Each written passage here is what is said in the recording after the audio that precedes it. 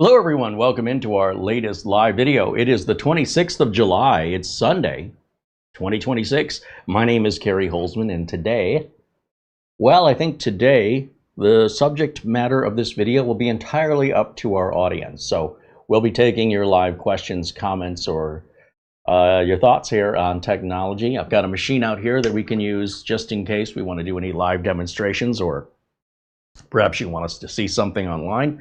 So we have that all set up, and yes, we're gonna throw it over to you guys for today's show because we're waiting on some things to arrive, some new products to review.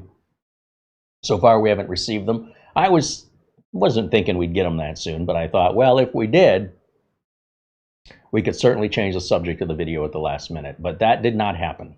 And so here we are, and you know, the thing I value the most about this channel is our community. And I do everything I can to look out for the community and protect the community against hackers and trolls and wannabes and things like that that come in and try and sort of poison the well to the community. And I do that with great pride, and I'm so happy that we have built up such a strong community here. And I thank each and every one of you for being a part of it, especially our friend Buster out there in Edinburgh, Scotland, who sends us an Amazon gift card just prior to the show starting to show his support, and to all of our members in green showing your support. We wouldn't be here without any of these folks. And for the people enjoying it for free, it's all those people in green. That's the reason you can watch this video. Otherwise, there'd be no video to watch. Also, I wanted to let you know, as a reminder, especially if you're new here, I run a computer repair, upgrade, and managed service providing business. And when I go to sell a computer, I need to put Windows on it. Unfortunately, that's the trickiest part of running this business, is finding legal copies of Windows and Microsoft Office. Those are the far most requested pieces of software customers have. And they expect a computer to come with Windows. But Dell and HP or Lenovo, they get it for pennies on the dollar. And I've had some experiences where buying these license keys has turned into a nightmare, where the keys don't work, the company ghosts you, the credit card gets charged twice, I got to go through the credit card company, and all the time it takes me to build a computer is nothing compared to the time I've invested in trying to find legal license keys for Windows or Office that are genuine and backed by the seller. And that's when I found a VIP-URCD keys. And if you look under any of our previous live videos, like this one right here, if you notice underneath the title, if we scroll down, that first box on the left, it says more in the bottom left corner. Click on where it says more. That's going to open up the video notes where we have all the links for anything we talk about in the video. That includes these Windows and Office key links. You don't have to use these links. They're just there for your convenience. They're not commission based. You can go to VIP-URCDKEY.com and search for it yourself if you want to. Once you're there, you hit the Buy Now button. Like in this case, we went right to Windows 11 Pro, hit the Buy Now button. It says, hold on a minute, you need to sign in. What's this, signing in stuff? Well, they need to send you a receipt. They need to send you your product key. You don't want them to broadcast that out to the world, do you? So everybody has your license key? Of course you don't. So you sign in free, just with an email account and password. Then put my name in where it says promotion code and hit apply. If you want to save 25%, or if you want to pay the already low price, go ahead. Like I said, it's not a commission-based link. I'm assuming you're going to want to save 25%. Choose how you want to pay, and then follow the on-screen steps for that payment method, no different than any other time you use a payment online. There's nothing any different about it. Within about 2 minutes, day or night, weekend or holiday, you will receive an email confirmation of your receipt, the download link to the product if you need it. I usually provide my own download product installs. I just get them from Microsoft, but they'll provide a link that ultimately takes the product key from Microsoft anyway. But in case you're skeptical and you want to make sure, get it yourself, it's fine. Whatever you want to do. It also has your product key, as well as the documentation on how to install it. Now, if you run into any problems, they have 24/7 chat support. They're in another country. At least for me, they're about 12, 13 hours time difference. It's so much easier to just use chat support. So anyway, you go in, if you have any problems, you let them know. They'll take care of it. They always take care of it. If you feel like, oh yeah, they will, except when I do it, right? I'll be the one. Yeah, everybody says this. The bottom line is they will take care of you. If for any reason you have any issues with them not taking care of you, you let me know. Because at the end of the day, I protect this community. And if I find out that I'm endorsing a vendor that isn't taking care of my audience, my members, my viewers, they're not going to be here very much longer. All right, so they've been here for years and years and years. And the reason for that is because they continue to provide the level of service that I provide to my customers. I need to use them for my business. When I need to buy a Windows license key or an Office license key, I'm not doing anything any different. I'm sharing with you how we do it on the inside. I'm a fool of a businessman to share with you where I'm sourcing my stuff from. No other business in the world will do that. But I am showing you, certainly no tech business, I am showing you this is where I'm getting my product keys. And yes, I have to put in my own name for the promotion code to pay the same price you pay. And this is done with intention because I want to share what other people don't share about this business with the people who are smart enough and have the value to understand that I'm not just trying to sell you something. There's no commission in it for me. Can't emphasize that enough. If there's a sale at your local store for something and you call your friend and you say, hey, did you know they got 2 for 1 on the such and such over at the so-and-so mart? Does your friend go, how much are they paying you to make this call? Is this a spam call? No, it's your friend. Well, I consider you all my friends, and I'm just putting it out there. Use it if you want to, don't if you don't. If you want to share your experience with us, we'd love to hear from you. And if you have any problems and it's unable to be resolved by them, reach out to me. All right, at the very least I could do is just refund your money right out of my own pocket, even though I'm not making any commission. That's how confident I am. Good luck finding another content creator anywhere on this platform that makes that kind of dedication and promise to their viewers. They don't. I'll save you some time. But if you don't believe me, go look for it. And if you find something, if you find somebody else making the same kind of an offer to back up a third-party seller, please bring it to my attention. I think I am the only one on planet Earth here on YouTube doing this with regards to third-party Windows-based software, especially Windows itself and Microsoft Office. If I'm using it in my business, it has to go through so many filters and cross-checks versus, just going on Craigslist or Etsy or something, and, you might win or you might lose. It's a little like going to a Las Vegas casino. And my business is not a Las Vegas casino. I don't treat it that way. I've been doing this now since 1991 professionally, and I don't plan to quit anytime soon. Let's say hello to everybody joining us out here today. Who do we have in our chat room? The Muffin Man X says happy Sunday to everyone. Says he's hoping to see more pizza reviews in the future. We do have several other pizza reviews on the Pizza Review channel that are just waiting for editing. And the reason they're waiting is because the channel only gets, a short amount of watch time because the videos are only like 10, 15 minutes. As a result, you need 4,000 hours of watch time in 365 days to enable monetization. And until monetization is enabled, you're a charity. I don't even think it's a charity. I think it's a hobby. So we've done 50 pizza reviews in about 2 months. And now we're probably going to take about 2 months off and let people have time to let the algorithm, analyze that and offer it to people watching other frozen pizza reviews.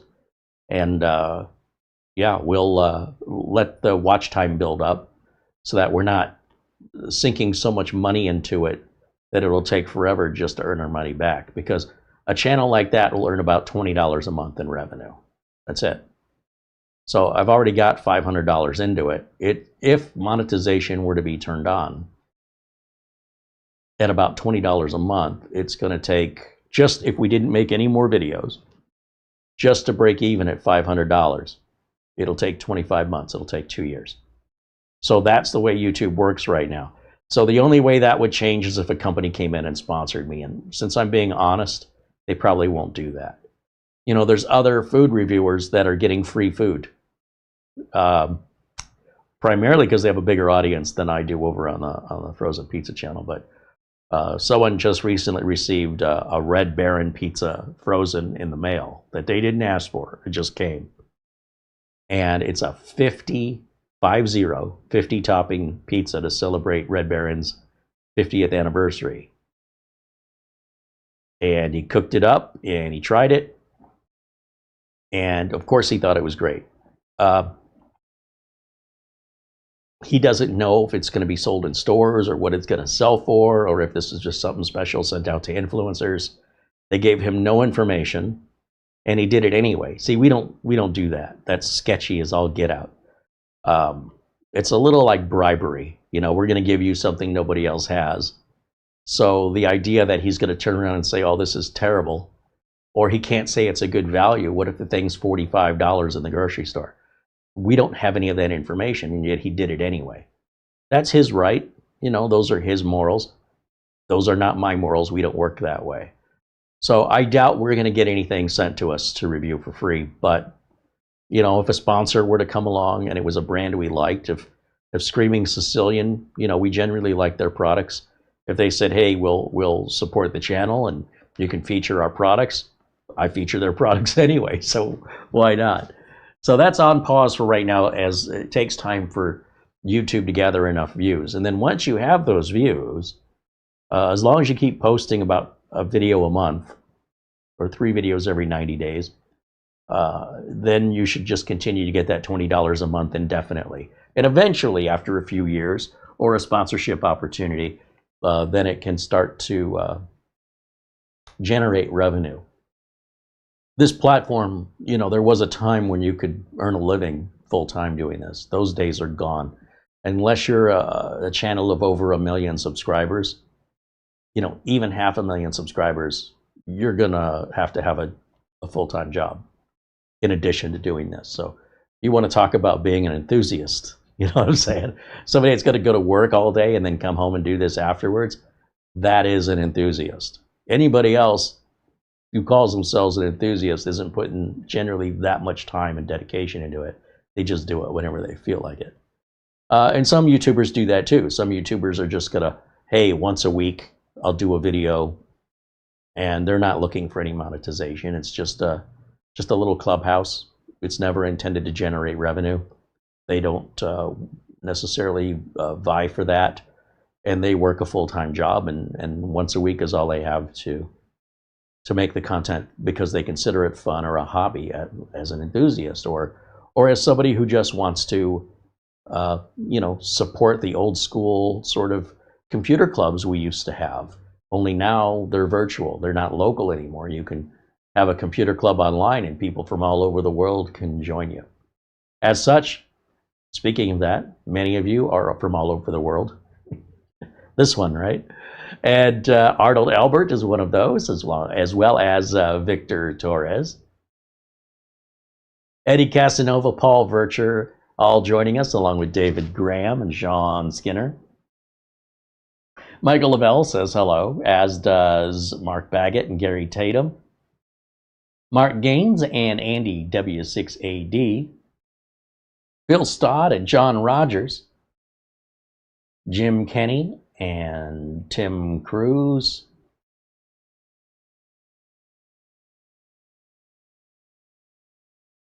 Samba, I can't pronounce the name, says hello. And Carey, you aged. Well, you know what? I'm pretty sure you did too. I don't think there's anybody joining us who has stopped aging unless they've died. And now this would be an entirely different kind of a broadcast, more of a seance, really. You've aged. That's how time works. Have you seen a mirror? Maybe look into it. Elijah52 Dickens says hello. There's Brian Weber joining us, and Scott B1965 says hello. Let's see who else we have in here.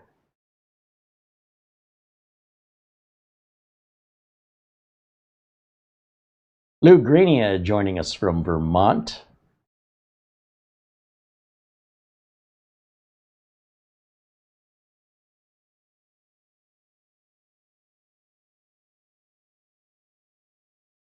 Just going through your chat messages here, seeing if I can get caught up with everybody. I'd like to say hello to everybody. If I've missed you, please tell me in the chat room I didn't say hello to you. Call my attention to it, because sometimes I go through this a little too quickly. There's Patrick, Manny, and John Lewis. John watches us from Brazil. Mortant says hello. Good to see you, my friend. Shamim Kajviris from Sweden says hello. Stephen DeToit says hello. And Mr. Rick joining us along with Craig F.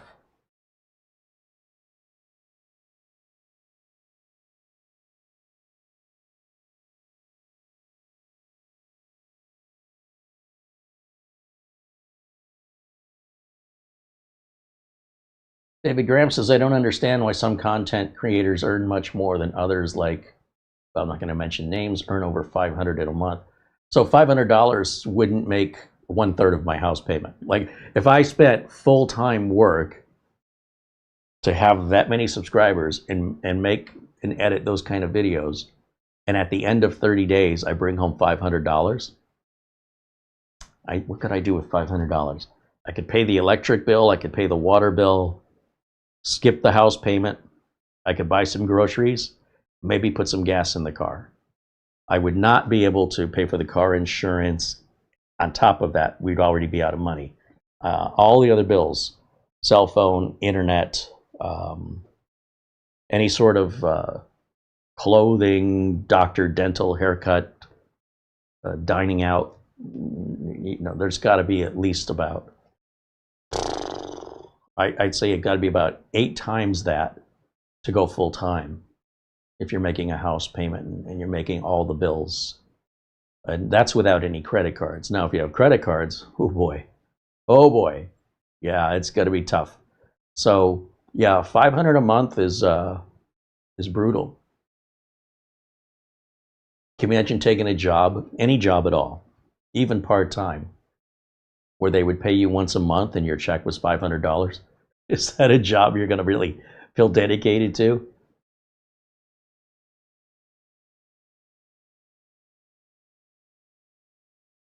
Even at $5,000 a month, that's doable. That's just doable. Maybe if you still live at home with your parents, or if your house is paid off, or maybe you've inherited something from family. Maybe you're an heir to some money. Maybe you invested really well. Maybe you have a 401k and you're retired. Maybe you have another form of money coming in. You know what I'm saying, right? If you have all that, that's not normal though. Like, the average American is not making enough money to pay their bills. And it used to be a few years ago, you could do pretty well on this platform financially. You had the potential. And while that's still possible, the requirement for you to make the kind of money that we were making today, that we were making years ago, back in, say, 2019, 2020,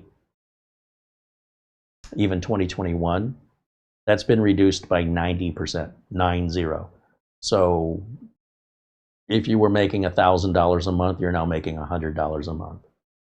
So you have to find ways to get 90% more viewers. And when you hit that mark, at least it's been my experience, they'll raise it again. And then you'll drop back down again. And now you'll need to get, so many more viewers just to stay stable. And in the meantime, YouTube is making record profits. And I do believe one of the reasons YouTube is making record profits is because they've reduced the share revenue to the content creators, and they're pocketing the excess in their pockets. It's a real easy way to make more money. Just pay your employees less and keep the difference without raising any prices or really doing any work. And that's definitely a portion of where YouTube revenue got boosted, is from basically taking away from the content creators. So they don't have any competitors. There's nothing we can really do about it. But we rely on our community to keep us afloat here. So we don't have to worry about whatever YouTube games want to play. Whatever the games YouTube wants to play, let them play them, because we're not participating. Thanks to our community keeping us afloat, we don't have to abide by or be conditioned or affected by YouTube's greed. Bottom line, they can do whatever they want. Where is Buster? I think Buster's just, it's late there in Scotland. And I think he's just getting some rest. I know he's had some off and on days. It's been good days and bad days, but we hope anyway that he's just getting some rest, well-deserved rest. And hopefully we'll see him back here in the chat room on the next broadcast. Or who knows, maybe even by the end of this one. It's hard to say.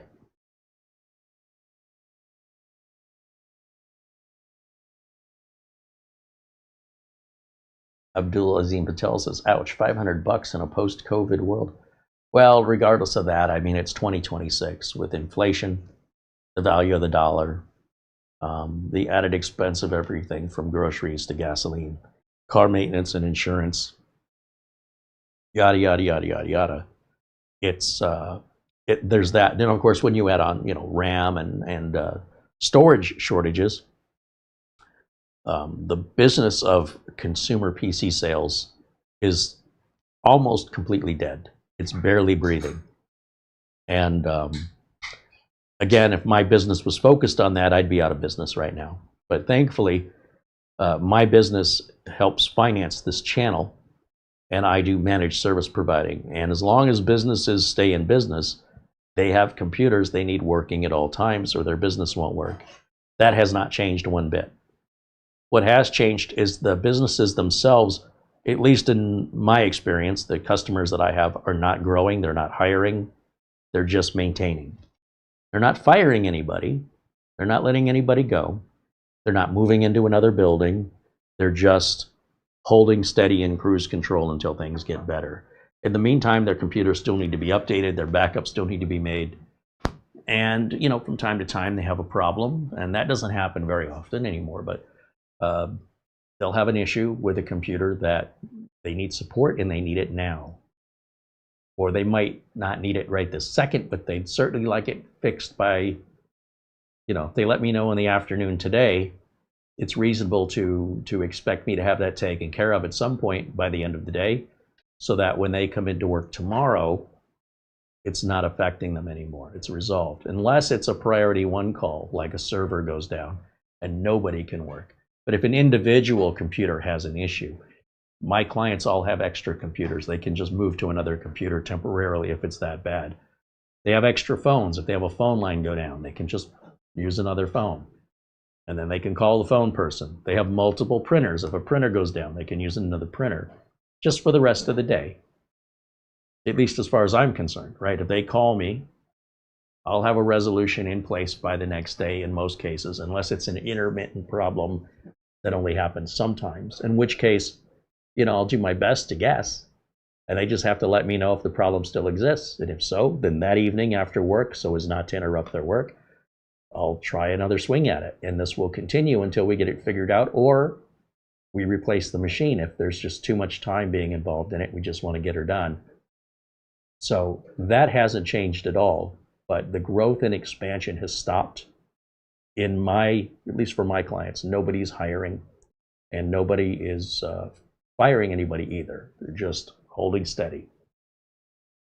And I think that's what we all need to do. Just be patient, enjoy the ride, and wait for things to turn around, and hopefully they don't get worse.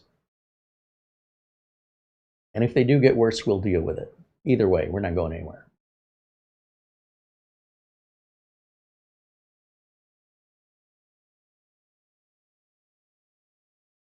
David Graham says, I Googled him, he makes tens of thousands in ad revenue. Well, if content creators have deals with manufacturers like Asus or Thermaltake, they can make some pretty good money from those companies paying them. But if you're reading about how much money they make on YouTube, the information's wrong. I mean, if you Google how much money I make from YouTube, it'll give you a range of around $10,000 to $150,000 a year. Really? So you can't believe that. I mean, that's such a wide range. Which is it? It's so extreme. Carey Holzman makes somewhere between this little amount and this big amount. Thanks for the help, Google. Those sites are wildly inaccurate. And they do this with celebrities too. They'll tell you how much Tom Cruise is worth, or, Elon Musk being $1 trillion. I mean, maybe not now, but, he's not, He has assets worth $1 trillion. He doesn't have $1 trillion in the bank. That's not how it works. So just understand that what you're reading online is a little bit, just a little bit inaccurate. Not many people on this platform can make that kind of money. Mr. Beast does. There's a few really, really big channels that make some serious money. You'll know if they make serious money if they have employees. So if any channel has employees that work for them, then they're making enough money to pay salaries. And how much do you want to guess that the salaries are for those people, right? Depending on if they live in California or if they live in Nebraska, the cost of living is very, very different. And you know, if a content creator has employees, I would argue they're not really content creators so much as they're entertainers. I suppose entertainment is a form of content creation, but they're media companies. They're not technicians. I'm not aware of any computer technicians on the platform that have more than one employee. And that's usually because the employee's earning their money from the business, not from the YouTube side of things. I could be mistaken, or maybe I'm unaware of certain channels, but no, there's just no money in it.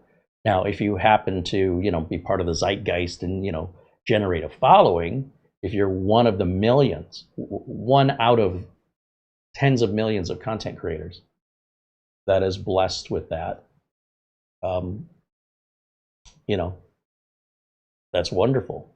But the likelihood of that happening is like winning a lottery. So that's another way you can make money.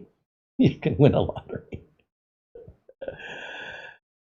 Let's see, Mark Leibowitz joins us here, a fellow technician from Chicago. And he says, wife had back surgery, so I'm handling chores and business. I ran errands this morning and needed to visit a client who just got a new mini PC and their old hard drive was failing. So I left the data to copy overnight. And we got everything from the old hard drive, and it just took a really long time. I picked up my USB to SATA gizmo from them this morning. Nice. Working smarter, not harder.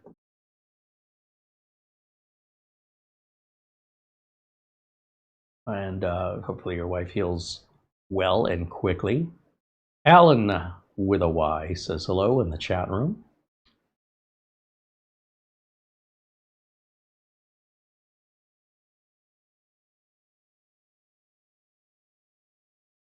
David Graham says, I never know what to say here, so I'll say I love your content. Well, thank you, David. I think the safest bet is if there's not something you have any personal experience with and you're just Googling, maybe just ask some questions. I enjoy having those questions, and I don't have the answers all the time. But, you know, instead of making statements that aren't accurate, you could say, you know, something like, would you believe Google says, you know, or does this sound right? Or do you think, you know, that the information I looked online is true? Stuff like that, and then I won't feel the need to sort of correct you and make you aware that you're making what appear to be factual statements because you're choosing to believe random search results. And I'm just warning you of that because that's how people get viruses, that's how people get infections, and that's how people get misinformation. So whether or not it's true, it seems very, very doubtful these days. But there probably was a point when that was true a couple of years back. But again, what do I know about somebody's personal finances? I can just tell you about myself and the content creators that I speak to. He's the person you're mentioning. I don't speak to him. He's an enthusiast. He's not a technician. And that's nothing wrong with that. You know, it's sort of like you're hanging around professional musicians and there's a buddy of yours who likes to play guitar. Doesn't mean he's bad at playing guitar, but he doesn't need to show up for gigs and play in front of a paying audience that he's got to perform, he's got to be there, he's got to show up on time, he's got to be able to travel and work from place to place to place. And if he doesn't show up, the rest of the band can't play, right? So there's a commitment and a dedication where not only is the audience counting on you, but so are your fellow band members. And if it's just somebody playing an instrument at home and making videos on playing their instrument, I mean, that's fine, but it's two entirely different things that we're doing. And when you're being held accountable for the work that you do, and you could lose your job because you didn't do it correctly or on time, or you did it in a rude or unacceptable manner, you'll be looking for more work. But you could do whatever the hell you feel like when you're an enthusiast. There are zero consequences. You don't have anything to risk. So that right there is why I weigh that so heavily. I can't just stay in business because I want to be in business. I have to deliver. I have to have good prices. I've got to have fast response times. I've got to, as much as possible, get it fixed right the first time, or I jeopardize losing everything. And then I'm in an unemployment line. If YouTube is just a hobby, if it's something you enjoy doing, there's no downside to it for you. But for me, the balance of YouTube and working is how I pay my bills. And if I can't pay the bills, things are going to have to go. Certain things that I want to do, I'll no longer be able to do because I'll no longer be able to afford them. That's all. And other people are in other situations. And again, depending on where you live, the cost of living varies across the United States. And so, and where you are in life as far as your bills go. Some people are in a better position financially. Some people may be treating this as their retirement, and it's just something to do. I'm still working. I go to work every day. I do this. After this, I'll work some more.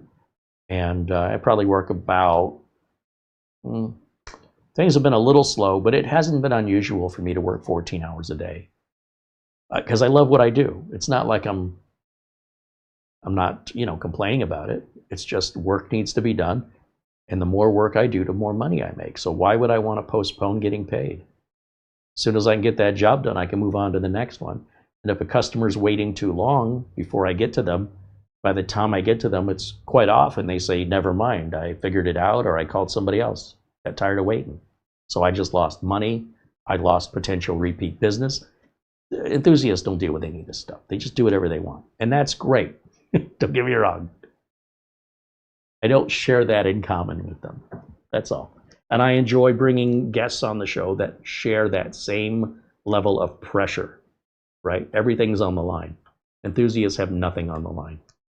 So other than that, they're swell people. I got no problem. I just find it very difficult to find anything in common or to take anything they say seriously, because nothing they say matters. If you're not being held accountable to anybody's measure, you do whatever the hell you want. So what do I have to add to that? What do they have to teach me? Nothing. Nothing.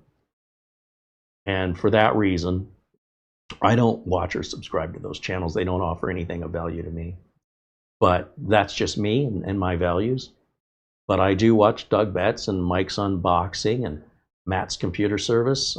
Matt's Computer Service is probably the closest to the work I do. He's very, very good at what he does.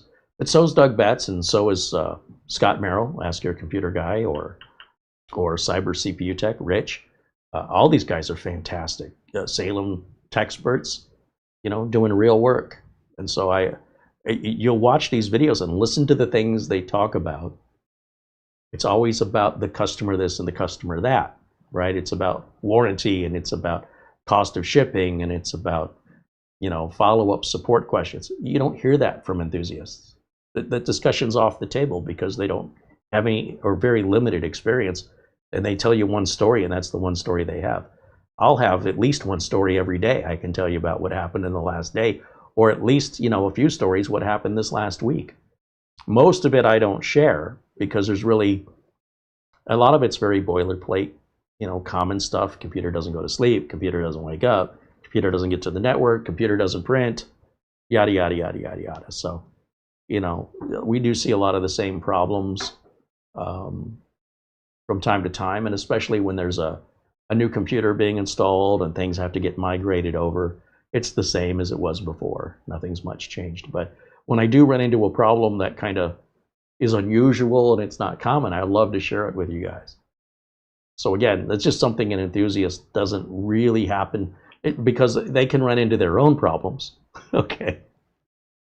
That's different than somebody else's problem.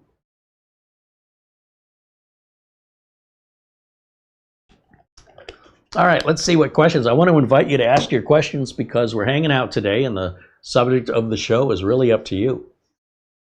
So if you're watching but you're not joining us in the chat room, you're missing out, man. We have a whole community that's talking while I'm talking, and they're having their own discussions that you're not a part of unless you join us, and it doesn't cost anything. Just pop on in and say hello, and don't try and spam the place, and don't be a jerk, and you can stay indefinitely. We'll have you here. Glad to have you here as our guest. But if you misbehave, well, like anywhere else, you will be escorted out. So don't misbehave. Be a lead by example community member, right? And you're going to find what you give here in this chat room is what you're going to get back. If you give a lot of negativity, you might just get back a lot of negativity. If you get a lot of acceptance, if you give a lot of kindness, you're going to receive a lot of it back in return. Then if you don't believe me, just try it.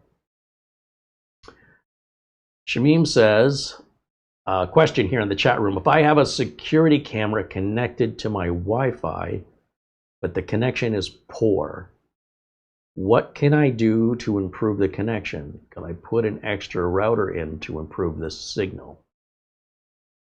Well, let's say you have a Wi-Fi security camera. The question will be, what frequency is your Wi-Fi on? Is it 2.4? Is it 5? Is it 6? The second question is, what are you calling poor signal quality? There's usually a strength meter of up to 5 bars. How many bars are you getting? The third question would be, how old is the security camera and how old is the Wi-Fi router? Because a lot of times, instead of trying to fix something these days, in a lot of cases, more and more as we continue advancing on, we're in 2026 now, and the advice I would have given you in 2021 would have been different. Cameras have never been cheaper. Cameras that have higher resolution, better battery life if it runs on batteries, stronger Wi-Fi are available for as little as $40.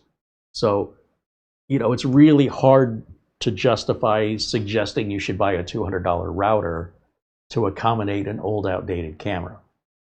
But if your camera's rather new, but your router is rather old, now you've got an excuse to go ahead and replace the router. If the router's 5 years old or older, I'd recommend replacing it. And let's say you're on the 2.4 gigahertz Wi-Fi channel. You can try changing the channel. You have channels 1 through 11, but really just channels 1, 5, or 6, and 11 are your only 3 choices. And the reason is because 2, 3, and 4 are so close to 1 and 5. They don't really make any difference. And the same is true at the opposite end, right? Channels between, let's say, 6 and 11 are either really, really close to 6 or they're really, really close to 11. So they don't make it much difference of anything. So you've got each end, right? 1 and 11, and then you've got the middle, which would be 5 or 6. So whatever channel you're on now, you log into the router, just change it. Change it to a different channel. If you're on 1, go to 11. If you're on 5 or 6, go to 1 or 11. Then save and reboot that router and then see if your camera works better. Could be that easy. If your camera's on the 5 gigahertz range, take it off 5 gigahertz. 5 gigahertz has a faster speed, but the radius of it is much shorter. So then you put it on 2.4 to get the slower speed with the further distance.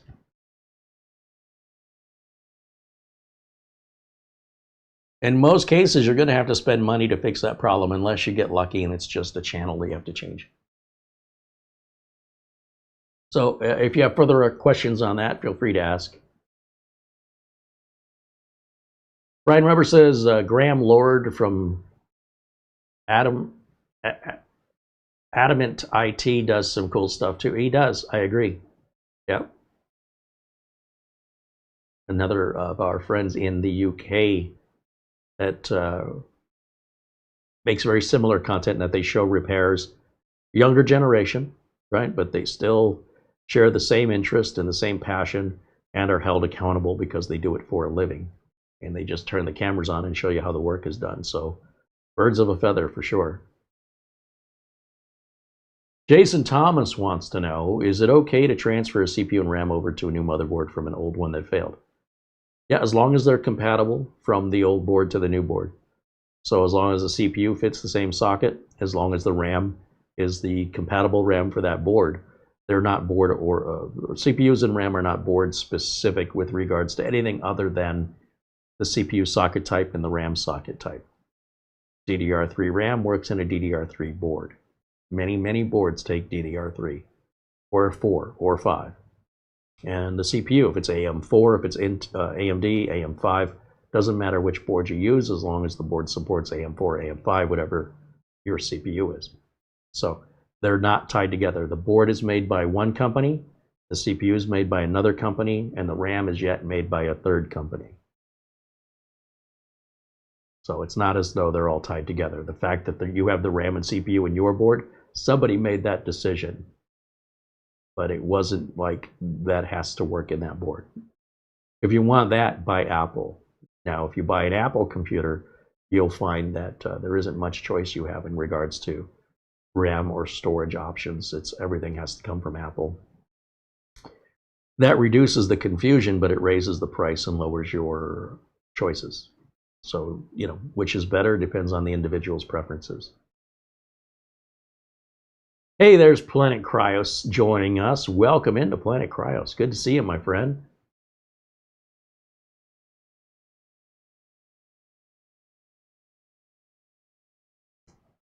If I missed anybody else in here, let's see.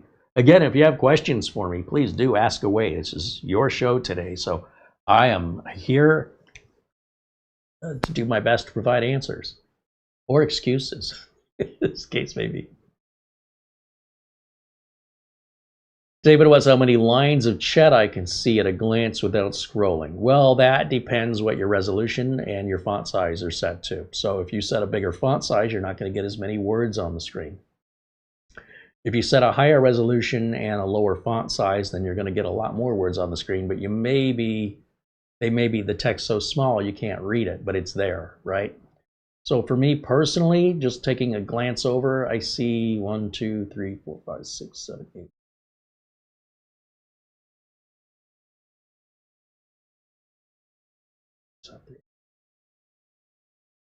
See about 44 lines, and that includes blank lines, right? That's a line, even if there's no text on it. So the space between people talking, and then if somebody's message is multiple lines long. But again, if you make the font giant, just the same as your phone, if you make the text bigger, you just can't see as many words on the screen at one time. So it's not a set number for everybody.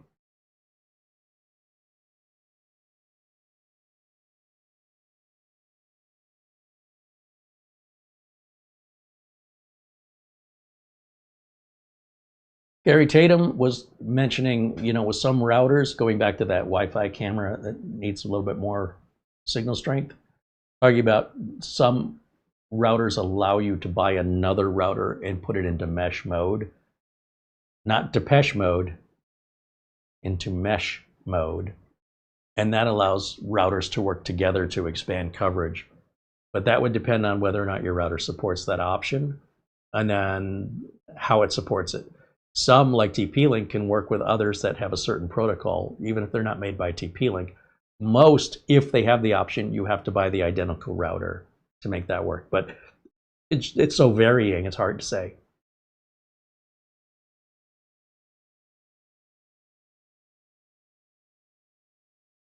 But if we knew the make and model of the router, we could Google it for you. Michael Bellinger says hello from Michigan. Right on. Welcome in, Michael. That's where I'm from. Born and raised, Detroit proud. Should I reach out and touch base? Adam Grossman is quoting in the Depeche Mode song. Yeah, wouldn't hurt.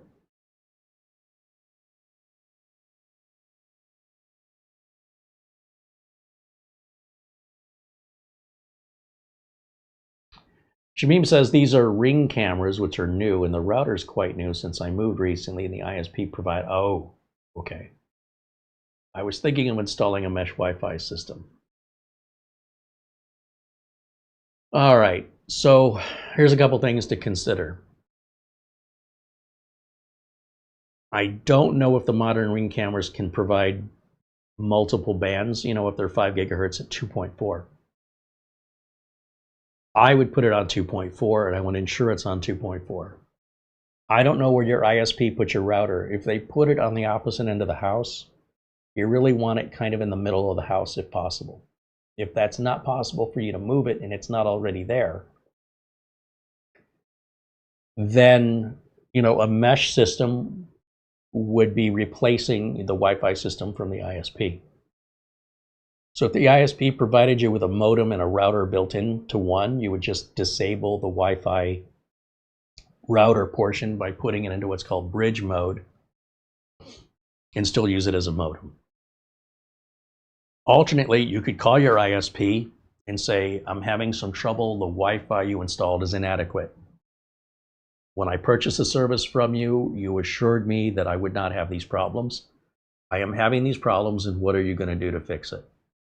That's probably where I would start, because let's go to who you're paying money to. If you're paying money for a service and that service isn't working as expected, you need to call the people that are taking your money and providing the service and let them know you're not happy with the service you're paying for. And there's a couple solutions to this. One, they fix it at no charge. Or two, they tell you in your circumstance you need to raise your tier up to another level. Or three, they might say, we have an upgraded router available for additional cost. But you have to call up and see what the options are. But I would personally start there. I see too many people not taking advantage of warranties that try to fix things themselves and make it 10 times worse and spend 10 times more money. So I would start with the person you're giving your money to, who provided the equipment, and put it in their lap. It's their responsibility. If I do work for a customer and something doesn't work, I want the customer to call me back. I don't want them to call somebody else. I don't want them going on Reddit or ChatGPT and asking how they should fix it. They're making my life miserable when customers do that. They've taken, in many cases, in most cases, they take an already difficult problem, or in fact, it could be a simple problem, but they've made it worse. And if they just would have called me, that's all they had to do, I probably could have nipped it in the bud faster, easier, and it would have been done. Now, if you give me that chance and I still haven't fixed it, and then you decide you want to look into it yourself, I'm fully on board with that reasoning. But I would give your ISP a chance, because they can't read your mind. As far as they know, you're the happiest customer they ever had with the strongest Wi-Fi they've ever installed. Until you tell them otherwise, you need to give them an opportunity to make it right. And if they fail that opportunity, then we should revisit this. But that would be my advice for you or anybody else who's paying money for a product and you're not getting what you thought you were supposed to be getting. Hold the people you gave your money to responsible. And only if they don't deliver should you pursue any further action yourself. However, in my experience, when companies, especially when you're a fairly new customer or a new service, companies don't want you to go anywhere, right? If you've been with a company for years and years and years and now you start complaining, there's this attitude of like, you're not going anywhere.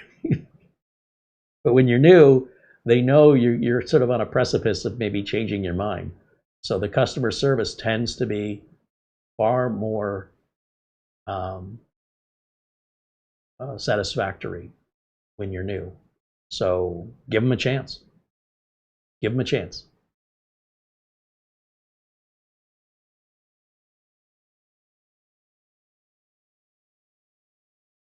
Michael Bellinger says, do I think GMK Tech mini PC, oh, the M8, the GMK Tech M8 is a solid mini PC.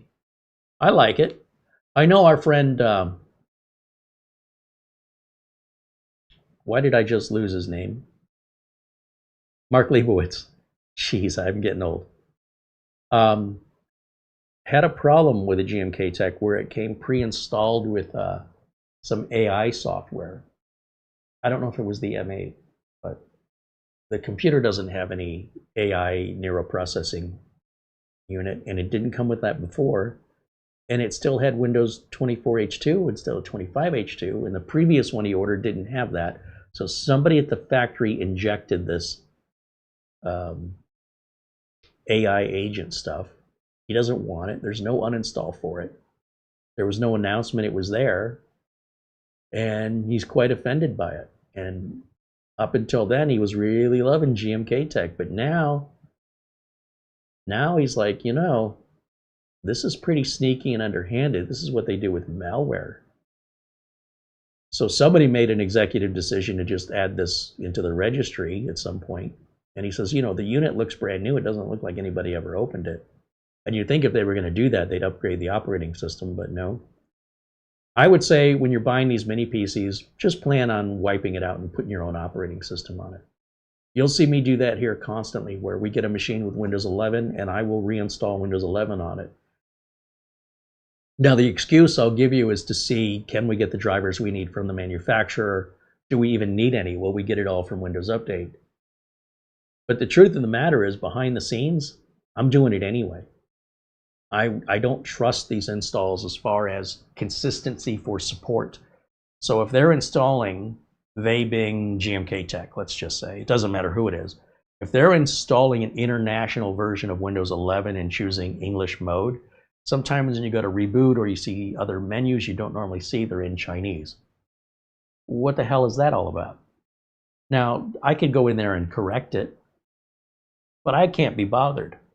What I'd rather do is just, well, the machine is new and nobody's got anything on it to lose, put my copy of Windows 11, which is a US-based region copy, so that I don't get any other regions or other languages to pop up in submenus ever. It only takes about 20 minutes. Throw the drivers back on it, hit the Windows updates, and any sort of support calls that come in will be standard. They won't be unique to that machine. And I wouldn't care if it's Minis Forum, Ace Magic, GMK Tech, Ecom. Heck, even if it's a Nemo laptop. Wipe, reinstall. Now, remember, I have to support it. The reason I'm doing that is so no matter what computer any customer gets to me from any region of time and history, they're always configured the same, and only the changes the customer make will be the differences. But you as a home user, should you do that? That's up to you, right? But that's the reason why I do it, is I'm responsible for hundreds, if not over 1,000 computers that at any point the owners could call me. It could be something I sold 4 years ago and they call me and this is the first time I've heard from them in 4 years. They have to remind me who they are. Well, if at some point they had a different operating system from a manufacturer and I didn't put it on there, you think I'm going to remember that? Or do you think I'm going to know how to change it? So that's my advice. It doesn't matter to me. And this is what I told Mark Lebo. It's like, who cares? Who cares? Just regardless of what it has or doesn't have, just make it part of your plan to wipe it and reinstall it before you pass that on to a customer, so you know what to support. And then whatever they do to it, regardless if they do it perfectly, even if they do it exactly the same way as me, how would I know that? There's only one way I know. I need to do it myself. And Windows 11 is super easy and fast to install. It's not a big deal. Not compared to diagnosing a problem or trying to figure out how to get some AI software off of there you never wanted that has no uninstall, and then worry about if you broke something in the process, but you'll find out when the customer calls you with a problem in 6 months. See what I'm getting at? It's faster and cheaper to just wipe the slate clean and make sure that every computer that goes out the door that you're held accountable for is exactly the same as far as your configuration goes. And so as far as that goes, GMK Tech is no different than anybody else. So I don't hesitate to recommend them. I think they're a good value machine. Andy is a big mini PC enthusiast. He's got 3 GMK Tech mini PCs and says he's never had any issues with any of them. And we've had many GMK Techs here as well, and we haven't had any issues with any of them. Mark Leibowitz follows up that GMK Tech, when he gave them a piece of his mind on this, they answered his message and said that they would provide an uninstaller on future units, but these minis are made in batches. So I imagine a lot of these at Amazon have the same software. And again, my solution is universal regardless. They can put in whatever they want. I don't care. I honestly, they could leave it empty from the factory. It changes nothing. If it's for me, if it's my unit, maybe I'll leave it alone. I probably won't. But if I'm selling that to a customer, I need to know what I'm selling. I can't trust the sellers. People make mistakes. I make mistakes. I fix my mistakes. I don't want to fix their mistakes. I'm not paid to fix their mistakes. So anytime I get a new machine, or I build a computer, laptop, mini PC, desktop, doesn't matter what it is, it always gets a complete nuke and pave of Windows 11, 25H2. I always have my installer updated, so I'm not waiting forever for updates. Speaking of waiting forever for updates, there's an update coming out next month. And you know, sometimes when you're at Windows Update and it seems like it's crawling and it says downloading at 2% and it just sits there for a half an hour? Or it says progress 13% and it sits there for a half an hour. They are finally, they being Microsoft, supposedly fixing this issue. They're addressing it. There's a couple of services for the Windows Updater service that there's an Arbiter service and there's can't think of what the other one is. And they've been known to have these issues for a long time.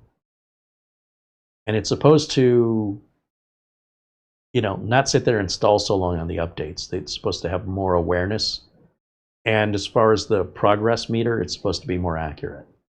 So bring on the updates, please. I can't get that soon enough.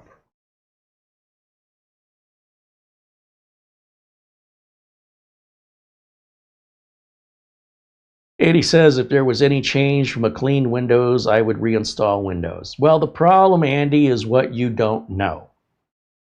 Unless you're the one who installed it, you don't know if it's a clean install of Windows, and you may not know if you got the international version, which in the case of mini PCs you normally do, because the mini PC manufacturers ship all over the world. They ship to Australia, Europe, you know, South America, etc. So they use a universal install of Windows. I don't. Now that may not bother you. You might be fine with it. It's mostly the same, but there are some screens that look a little different. And again, from a support side where I'm talking to somebody over the phone and I can't see the screen, and they're describing something that's not familiar to me, it makes a job a lot more torturous to both me and the end user. So as long as I'm always, under no circumstances will I make any assumption that the version of Windows installed is the same as what I do. Honestly, if that were the case, I probably wouldn't have a job.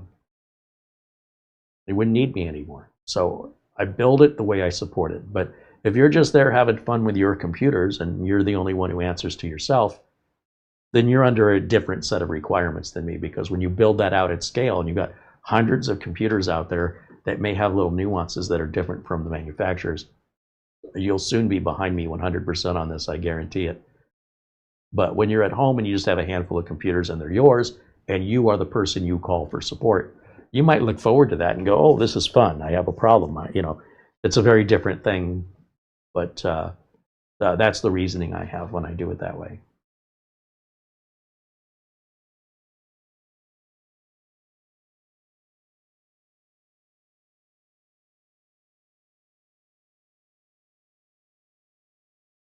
Yeah, he's saying if he had to warranty those units and support them, he'd reinstall too. Exactly. Exactly. And that's why I say I have nothing against the enthusiasts or the enthusiast content creators.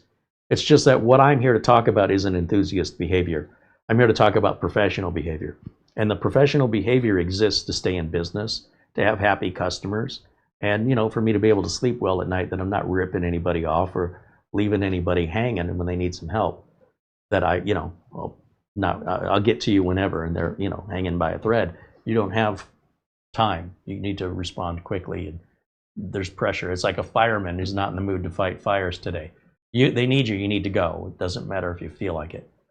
An enthusiast, however, does have the option of kind of going wherever they feel like, and that's a very different thing. And there's nothing wrong with it. But the YouTube platform is primarily made of enthusiasts. So if you're just a regular watcher and you're getting information from enthusiasts, unless somebody educates you that that's not how professionals work, you might not know there's a difference And I'm here to not only tell you there's a difference, but to demonstrate it in real world examples and demonstrations. So it's an inarguable fact. And then what people choose to do with that information is up to them. They might say, well, I'm just an enthusiast myself, and I don't really have any consequences. If I listen to this other influencer and it screws me over, who cares? I don't mind. I think it's fun. Hey, that's great, as long as you're making an informed decision. But if your decision is not informed simply because you never knew that there was a different method to professional work, then you're making an uninformed decision, and then the consequences of which you really only have yourself to blame, right? Because you didn't know any better, you didn't do enough research. But we all learn one way or another. Some people, that's how they want to learn. Back when I started, that was the only way you could learn, is you just had to listen to other enthusiasts. There really weren't any professionals. And when I started my computer repair business, there wasn't any, none, not locally. There was nobody for me to cheat off of. You know, how much are they charging? Didn't exist. There was no such thing, as far as I could tell, for home computer repair. It was all business stuff. You know, never once was there a technician I ever met that worked on Ataris or Commodore computers or TRS-80s. Never met anybody who claimed to have that job. Not where I live. As far as I know, they don't exist. But if they did exist, they were so few and far between, I never bumped into one of them. They never came up in conversation from other enthusiasts. We were all enthusiasts.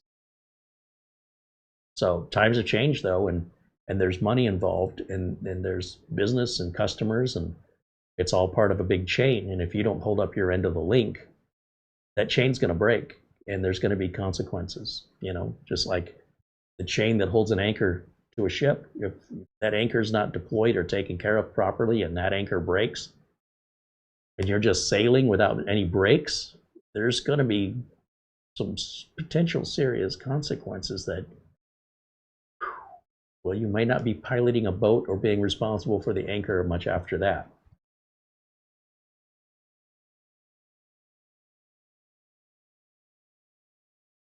So it's not, how can I explain this? It's not one's better than the other. It's just there's different requirements for the job, right? If you want to be an enthusiast, you don't apply and have to get tested, and you know, you don't have the responsibilities of showing up on time every day and working with a team of other people and being easy to work with and knowing what you're talking about, being hygienic and dressed for the job, performing good work, standing behind your work, and being reviewed, audited, potentially given a raise or a promotion or demerit or fired. Enthusiasts don't deal with any of that. Take it all off that. That is, if this table were a limit, if we had like some things on the table, whatever, this much of the table would be the enthusiast, and everything from this point over would be the professional, as far as like responsibilities and consequences. It's a bizarre analogy, but I'm just thinking like there's so much more to the professional work that isn't even on the mind of the enthusiast until you remind them. They can't argue it. You know what I mean? It's not debatable. It's factual. And I would encourage any enthusiast to, you know, get a job in IT, get that experience. And if you could work a retail store, like, you know, if you work at Best Buy or a retail store that does computer repair and upgrades for just average consumers, you will gain a lot of experience in a short period of time. I'd say work at Best Buy for a year, just a year, and you'll have 3 years worth of experience dealing with customers, because they will bring in anything. They'll bring in stuff you didn't even know was made. They'll bring in stuff, you know, here's a computer from 1979. Can you fix it? And of course, you might be able to fix it. You might want to fix it. But Geek Squad policy says you are not allowed to fix that. Don't touch it. And if you do, you can just show yourself out the door, because they don't want that liability. So, you know, you don't deal with any of that kind of stuff as an enthusiast. But boy, if you really are an enthusiast, I cannot emphasize enough getting a retail job with consumer equipment is so valuable to real life experience. And it'll make you a better enthusiast, in my opinion.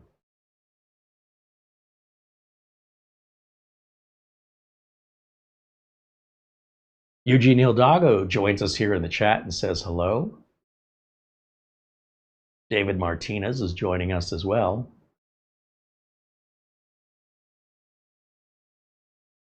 Mark Leibowitz said he ended up installing Windows from scratch on those GMK techs. Again, I would be installing Windows from scratch regardless. I wouldn't wait to find a reason. The fact that I didn't do it right out of the gate is the reason. No exceptions.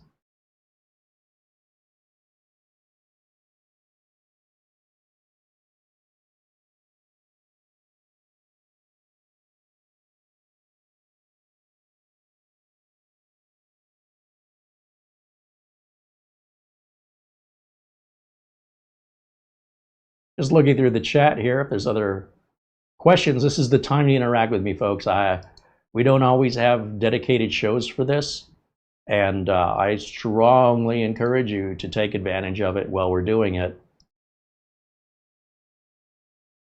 I mean, I'm here to talk about what you want to talk about, and I mean, I'm not seeing much in that regard. So if there's anything on your mind, if you're curious about anything technology related, that's why I'm here. I'm here to provide you a perspective. It's not a demand, it's not a requirement. I'm giving you my unique perspective, and you take what you want from that and leave the rest for everybody else. David Graham said, at a side job hobby, I worked at a bicycle shop as a retail repair guy. Wow, dealing with some people was insane. Well, that's another challenge of working for the public, right? It's not the work itself. It's not the repairing of the bicycle or fixing the chain or oiling the gears, fixing the flat tire or the warped rim or replacing a seat or grips. The whole thing really is about your ability to communicate to the customer. Even in professional IT support, the other employees that you have to do work for are the customer. Those other employees, I mean, I'll give you some real world examples. When I worked at Intel, we had a guy who was very nice, very intelligent, but he stunk. He wasn't bathing.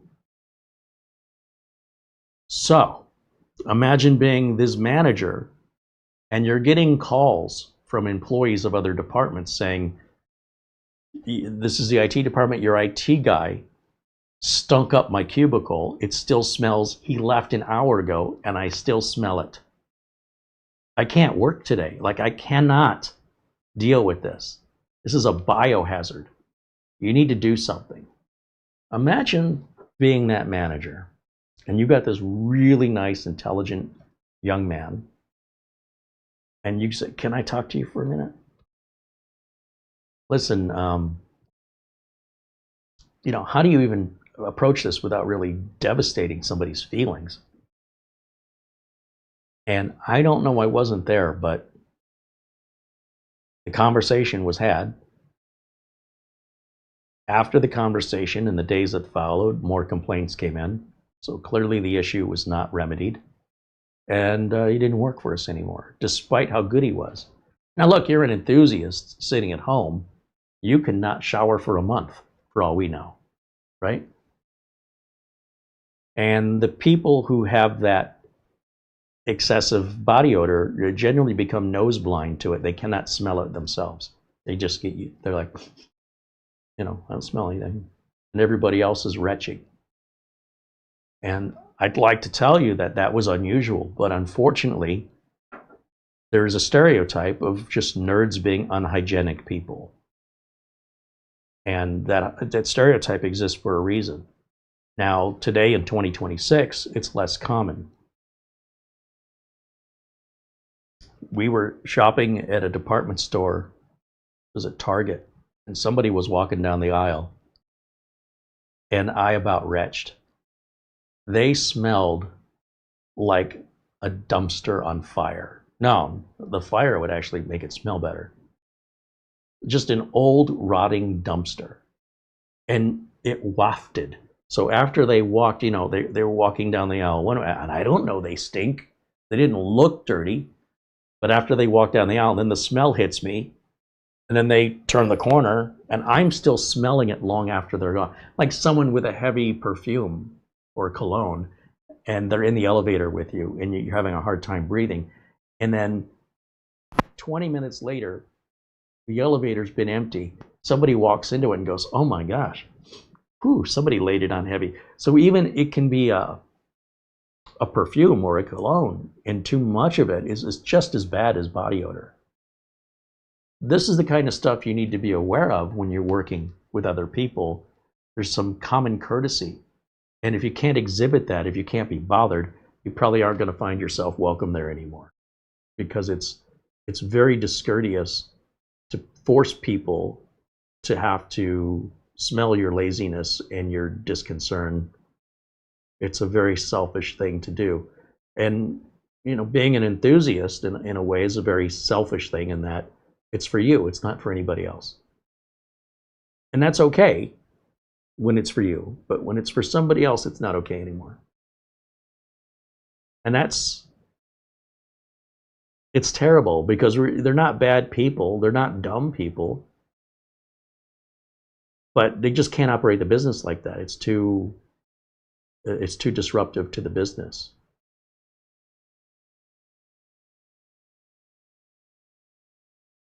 Andy said, I kind of wish I had a mini PC with a problem to share. It's a good sign though, right?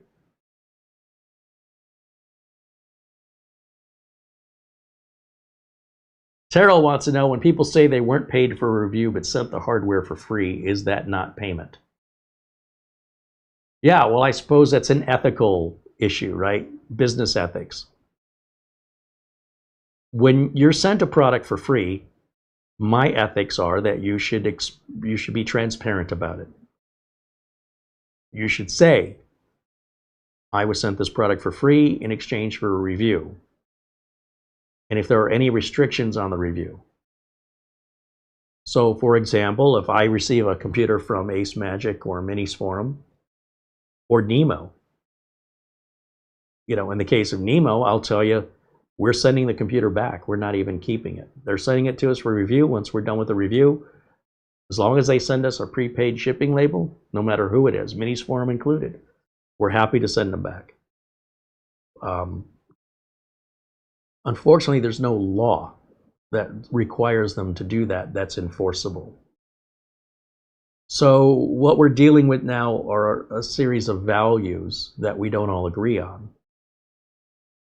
And we don't have any authority or power to enforce our values onto other people. So it's up to you to decide what content you watch. Nobody is forcing you to watch any videos. And if you see a content creator who is not being transparent and you don't find that acceptable, the only authority that you have is, well, one, you could report it to YouTube, but this probably going to just be ignored. But if it makes you feel better. Two, you can get a job in an authoritative position for enforcing the law, assuming you could get the education and be hired, if it matters to you that much. But then realize YouTube is a worldwide platform, and laws that apply in one country don't necessarily apply in another country. And then which laws are you choosing to enforce? The ones in your country, I assume, because you can't enforce laws outside of your own country. There's things they're allowed to do in Canada that we can't do here in America. It's not like that country has to be a world away. There's things that they're allowed to do that we're not allowed to do. There's things we're allowed to do that Canadians are not allowed to do in regards to, content. Copyright, DMCA, all this American stuff doesn't apply to them. But what you have the power of doing is choosing who's getting the time of your time that you're sharing on their content, right? So it's up to you to not watch the content or to watch the content. That's on you to have the discipline to enforce the rules that you want to enforce on yourself. and to say, I'm not watching somebody who's claiming it's a review when I know they got a product for free, and then tell YouTube, don't recommend the channel to me anymore. There's 3 dots next to the video. When you see all the video suggestions, there's 3 little dots in a vertical row, and then say, don't recommend this channel to me. And you'll never see videos from that channel again. That's your best revenge, and that's your best enforcement. They had on the news, there was a grocery store that they were cited for health concerns, and one of them was that there was milk for sale that was moldy, and the health inspector wrote them up. But as a shopper, it's your responsibility to pay attention to what you're buying. If you see a product that's past its expiration date, you should be looking. Okay, if you're buying eggs, you should open the eggs and see if any of them are cracked before you add them to your cart. If you don't do that and you get home and you find out half of the eggs are broken, are you going to go back to the store, drive all the way over there, hope customer service is still open, wait in that line, and say, I've got 6 broken eggs, I want 6 new eggs? They'll honor that. But you're going to spend $3 in gas for 75 cents worth of eggs just to prove a point. Or you could say, because that store isn't staying on top of, broken eggs and expired food, and I'm too lazy to take accountability for it for myself, I'll just shop at a different store that doesn't do that. These are all of your options. But what you can't do, well, you could call and complain to the store, but you're not the owner of the store. You have no authority in that store. You don't get to make the rules, and you cannot enforce anything. You're not in that position. So taking advantage of what you can do is up to you to check all that before, no matter where you shop. I check expiration dates. I've been burned enough on it. I check expiration. If I'm buying bread, I'm going to dig around and see if all the expiration dates are the same. If I'm buying milk, I'm going to check. I'm going to go back a little bit. Are all these expiring at the same time? Even if I plan on drinking the milk in 3 days, this one has a 7-day expiration and that one has a 14-day. I'm grabbing the 14-day one. Why wouldn't I? They're the same price. All I have to do is look. The store wants to put all the older stuff up front and get rid of it first because it expires soon. But I may not have as much time to consume it. So therefore, as a buyer, it's the same price. I understand what the store is doing. They want to move old inventory. Understood. It's still valid. It's still good. But its lifespan has decreased. But it's the same price. Now, if that's all they have, I'm going to look. For $1.83, I'm going to look. I'm there anyway. What's the big deal? In most cases, almost always, I find that just a few cartons back, there's one with an expiration date twice as long. And regardless if I'm going to drink it within either expiration date, I love having the freshness. So if I go to a store and they have constant out-of-date products on the shelves, I just don't shop there anymore. Take my business elsewhere. That's how you fight back. Same is true with YouTube. If somebody's reviewing things they get for free and they don't disclose that, and they say it's a review, you have no authority. So just don't watch it. Don't watch anything from that content creator. Say don't recommend videos from this channel. You'll never see them again. The algorithm won't recommend it to you anymore.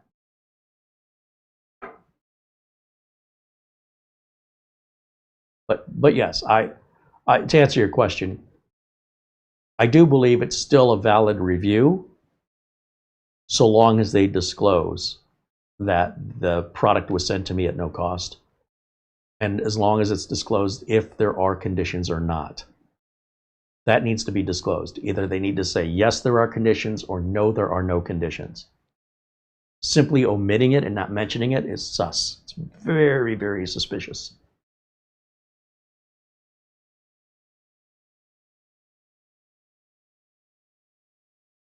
And if somebody's getting paid cash and given the product, that's a commercial. And they'll say it's a review all day, and there's nothing you can do about it. Nothing in your power other than what I've already said. 3 dots. don't recommend this channel to me. You'll never have to look at it again.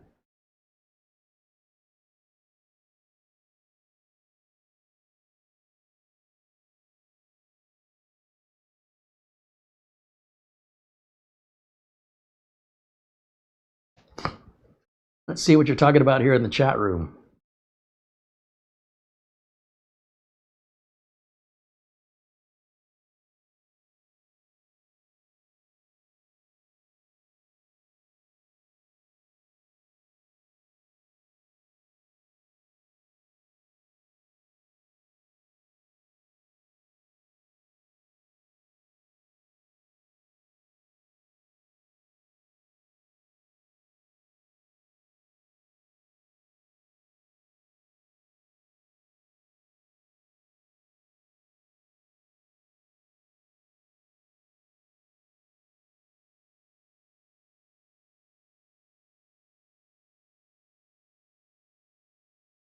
I'm just reading through some of your conversations here. Again, if you have a problem with your internet or your Wi-Fi, and your internet and Wi-Fi are provided by an internet service provider, I would not be trying to fix that myself. I mean, apart from unplugging it and plugging it back in again, you are paying for a service. The people you are giving your money to are the very first people that you should be going to for help. Because you can get all kinds of advice for free on the internet, and it'll just spin your wheels and waste your time most of the time. Yeah, sometimes somebody will have the answer, but you know who's got the answer every time? The people you give your money to. And so my recommendation would be that if a cable modem or router that is provided by my ISP has resulted in a disconnection or a problematic issue, the first thing I'm doing is picking up the phone and I'm calling my internet service provider support, because I want to find out if this is a known issue. If it's nothing you can do about it, you're just wasting your time. If it's something that they have control over, they're the only ones who can fix it. And how would you know? Do you want to waste your time and then figure out later, oh, everything I did was completely pointless? Or would you rather make the phone call first? And if they say, hey, there's nothing wrong on our end and we can't help you, then I would go to the internet for help. But that's just my advice as a professional. And if you were my customer and you called me with that problem, I would say there's no reason to pay me when you're already paying them. Okay, so I'm looking out for you. You're paying them money. So you have paid for support. I don't know why you wouldn't use it. I would love to be in that business. I want people to pay me for support and then never ever call me for support. But just keep paying me. How do I get a piece of that action? That sounds great. It's like a modern day gym membership where they keep paying every month and they don't go to the gym. Give me some of that recurring passive income where I don't have to lift a finger. I love it. But from the other side of it, you should be taking advantage of what you're paying for. At least I would.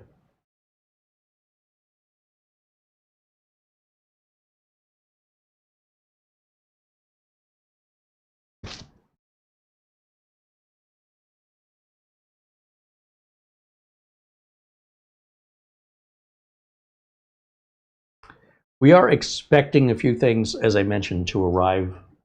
Geez, I mean, I hope they both arrive this week. And on top of that, the Comet Q KVM and the Cypede Nano Go KVM should be arriving early next month.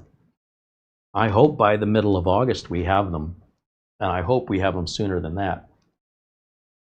I noticed that GLINet has downloads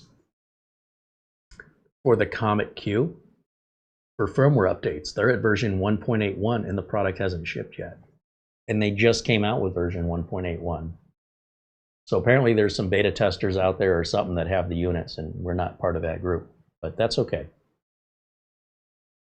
We funded it on Kickstarter, so we'll be getting the unit when everybody else on Kickstarter gets it, and then they'll be selling it online directly from GLINet if you want to buy one. Once the Kickstarter orders have shipped, then you can go to GLINet and order one, and that'll be considered retail.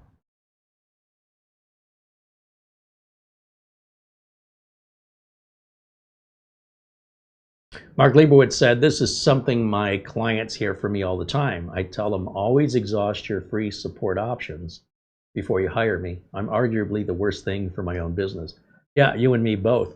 I wouldn't call it free support though. Like, if you're paying for a service and you're not using it, choosing to use it isn't free. If you're paying a gym membership and you go to the gym, it's not free.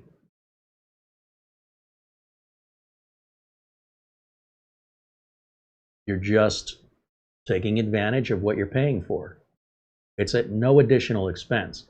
I have an issue with the phrasing of free because it's misused in American marketing.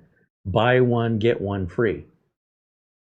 No, you're not getting one free. You're getting one at no additional cost. Otherwise, you could just give me the free one. You say, no, you got to buy one first. Well, then it's not free if I have to buy one first. It's at no additional cost. You know who did this? So Pizza Hut had their thing, right? And then Domino's, I think, was second in the pizza manufacturing business here in the United States. Domino's was all about delivery. And then Little Caesars was like third. They came along. And they weren't dine-in like Pizza Hut was. They didn't do any delivery like Domino's. And so the question is, how do we differentiate ourselves from our competitors? And so what Little Caesars, Mike Ilitch, the founder, said, let's give people 2 pizzas for the price of 1. Yes, they have to come here and get it. We don't do delivery. We don't have any dine-in. They did initially, but they got rid of it. And our slogan will be pizza, pizza, right? 2 pizzas. You couldn't order 1 pizza. It wasn't a thing. If you ordered from Little Caesars Pizza back in the day, back in the 80s, even the 90s, you always got 2 pizzas, always. It was a long cardboard rectangular box. Pizza here, pizza here. They could be different toppings and set them the way you want. But essentially, the price of those 2 pizzas was the same as 1 pizza from Domino's or Pizza Hut. It was brilliant marketing. Pizza, pizza. It wasn't buy one, get one free.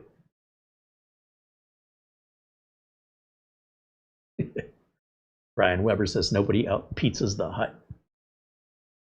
I got some Spaceballs 2 quotes going on in my head. You know, their San Diego Comic-Con is happening. And so they're making a lot of announcements. You know, Marvel is there, and I'm sure DC and Lucasfilm and Disney and all the celebrities are all there to promote their latest thing. Johnny Depp, everybody. And it's always fun to see the news coming out of there. But I am so glad I am not in those crowds in that heat right now. Holy cow. If I'm not there, start without me.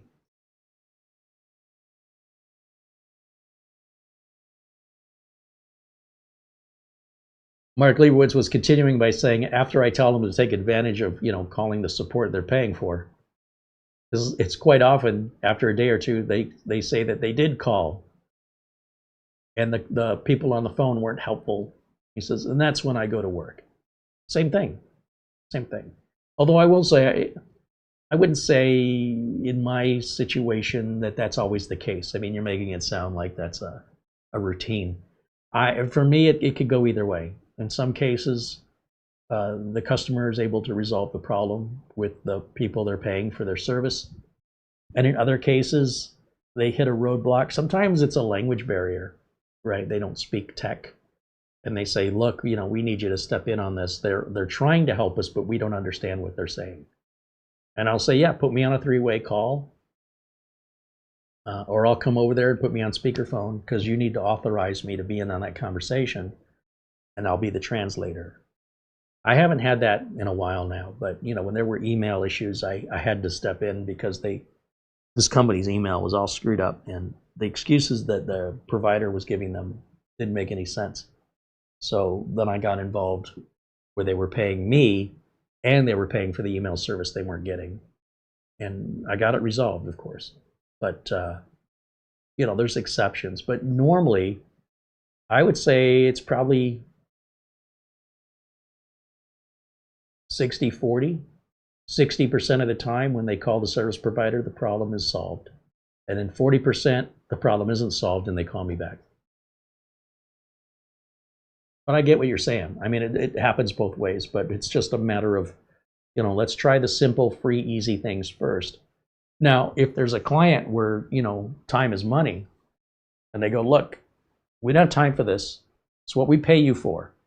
Get over here. No problem. No argument from me. Sometimes customers have no interest in saving money. They want to save time. Depends on the customer. I don't want my employees on the phone with the internet service. Get your butt over here. This is what we pay you to do, and bill us for it. Yes, sir. You know, you want me to jump? I'll ask you how high. No problem. Not trying to be difficult. I'm trying to save you some money.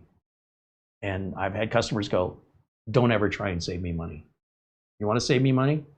When I call you and ask you to do something, do it. That's going to save me money. You got it. Yes, sir. Make a note in my file.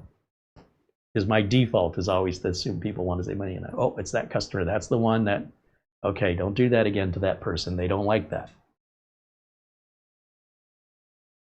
Mark Leibowitz said, I'd say 75% of the time the customers get what they need from the support they've already paid for. Maybe a quarter of the time they come back to me because the company let them down. Yeah, I think we're on the same wavelength, you know, 60%, 75%. Okay. The way I read what you wrote, it looked like you were saying, you know, like 90+% of the time they just do this unnecessary little ritual before they call you. That's not been my experience, but if that was my experience, I wouldn't have them do the ritual anymore if it was pointless.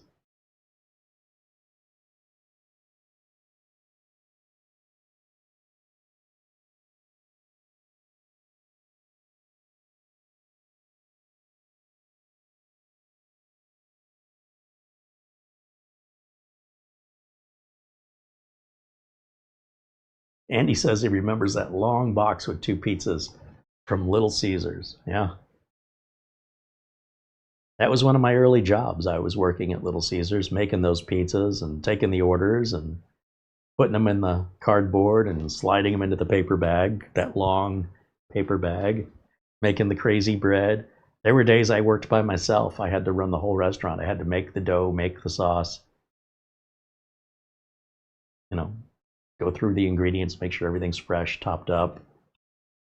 Yeah, $3.35 an hour to be left alone. To run the entire store by myself. 1980.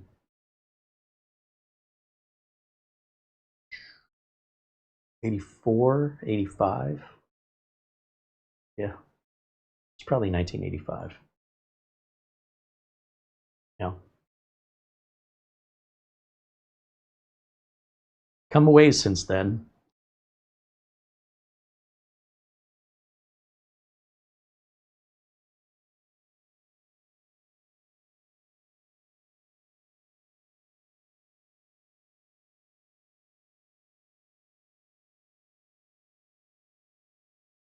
Well, I'll tell you what, if everything's going to stay quiet, we might just end this one a little early today because I don't really have anything else. But I'm happy to stay as long as you guys, you know, have something you want to talk about here that we can discuss. But other than that, there's really nothing going on in PC news that I think is of any particular interest. Other than what I mentioned with the upcoming Windows updates, which I'm looking forward to see if they actually do what they say they're going to do. I've got this machine out here in case we need to demo anything. It's up and running and ready to go if I need to switch over. So if there's anything with regards to looking at any websites or Windows settings, that's why that's here, just in case. And if we don't need it, then we don't need it. Mark Leibowitz said, my business clients are a whole other matter. They usually want me to facilitate the support they get from the tech companies, and they're happy to pay me for that. Exactly. Yeah. Yeah. So you'll find I'm in agreement a lot with other people who have responsibility in the professional side of being held accountable. And I don't have a lot in common with the enthusiasts who don't have any boundaries. And it's really sometimes that's perceived as like as if I'm saying I'm better than them or something. It's not it at all. It's not what it is. And this is part of the problem with YouTube is sometimes we get viewers that they want to assume negativity and they don't verify they're understanding things correctly. And it's frustrating sometimes that people will immediately jump to demonizing and being punitive and judgmental before they've even really understood what they're watching. And I'm okay if they don't like it and they want to leave, but I'm not okay with them misunderstanding just the basic fundamentals and then making it out like I'm a bad person or I'm an elitist because of their failure to really comprehend what I've been trying to convey.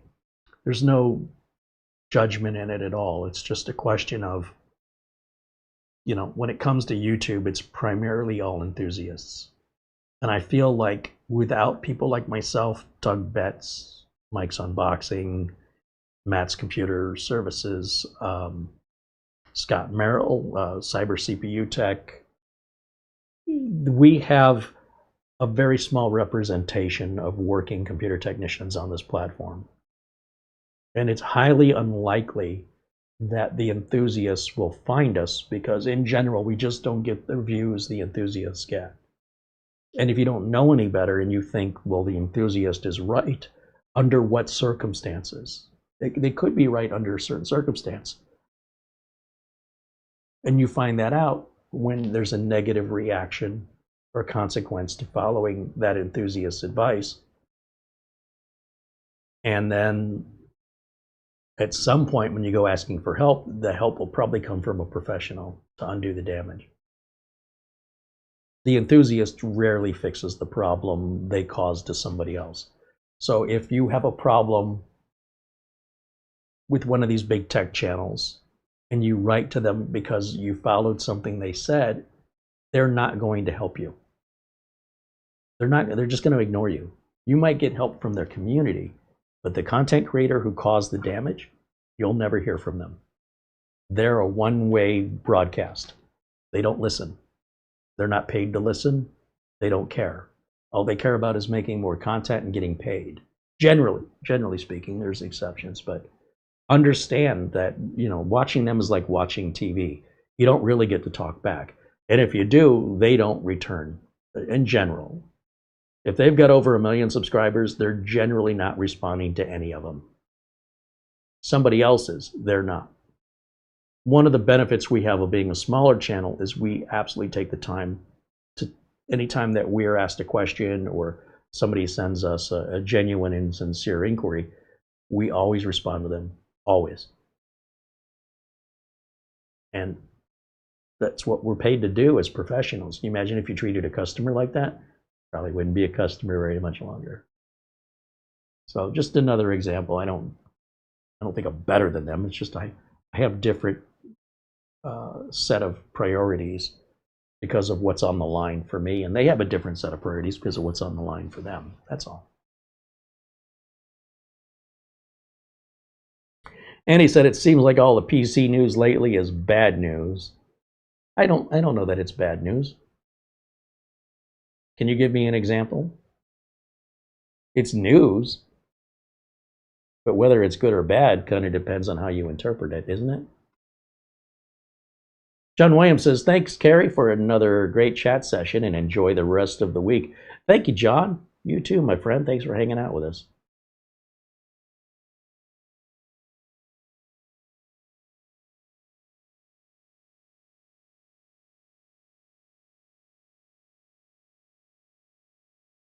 And he says, times like this, channels like this are a ray of light.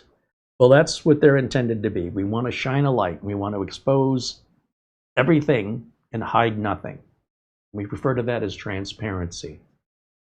If we control the vertical and we control the horizontal and don't adjust your set, and don't talk to us, don't try to interact with us, don't ask us any questions, you might as well go turn on the TV and watch I Love Lucy, because that's the same thing. I really love the interaction with you guys, and I don't mind disagreeing with you guys. Again, I have a business to run, and it doesn't require anybody's approval other than my paying customers. If anybody else doesn't like it, I don't care. It measures up to nothing. However, it still may be worthy of a discussion just to offer other perspectives that may be worthy of consideration. That's all. It's not a matter of liking or disliking somebody because they agree or disagree. I don't care. When they're disrespectful, mean, or nasty, that's different. You know, if I don't eat broccoli and you love broccoli, I don't dislike you for that. I admire that you are confident, you know what you like, and you're sharing the information with me, how much you enjoy that. And I think that's fascinating. It's good to know that about you. The more you get to know about a person, the better. And I tell you I don't like it. Well, we can't be friends anymore. Well, why not? Well, because you don't like what I like. Well, I don't want to be like you. No offense. I don't want to be like anybody, except I want to be like Carey. That's all. And I want you to be you. I don't want you to be somebody else. I don't want you to have to fit in. I just want you to be polite. Be courteous. Be nice. That's all. And everybody here is. And that's why it's such a delight for me to have you here. And I can't thank you enough for your company and your friendship. Because in the world today, there's so much judgment. There's so much negativity over a lack of information, where people just jump to conclusions, and they tend to jump to the negative ones first. That's a hell of an introduction. You know what I mean? Like, those first impressions can last a lifetime. And it's your own loss. Like, if somebody judges you in a negative way because they misjudged you and they never get to know you, what could have flourished into a friendship or a relationship diminished immediately. There was a comedian that used to say that I don't believe that there's someone for everyone. Can you imagine if the person that was just my soulmate, the one person that was my soulmate, failed to use her turn signal indicator, and I yelled at her across the, you know, I'm in my car yelling at her, "You moron!" And that was my soulmate, and that's it for me. So there's multiple people for all of us. And, you know, if one doesn't work out, another one will. And sometimes they never get a chance to get started because of a bad first impression. And without that, could have been a friend for life or a partner for life. And so who are we doing that to? Them? Or are we doing it to us? Something to think about.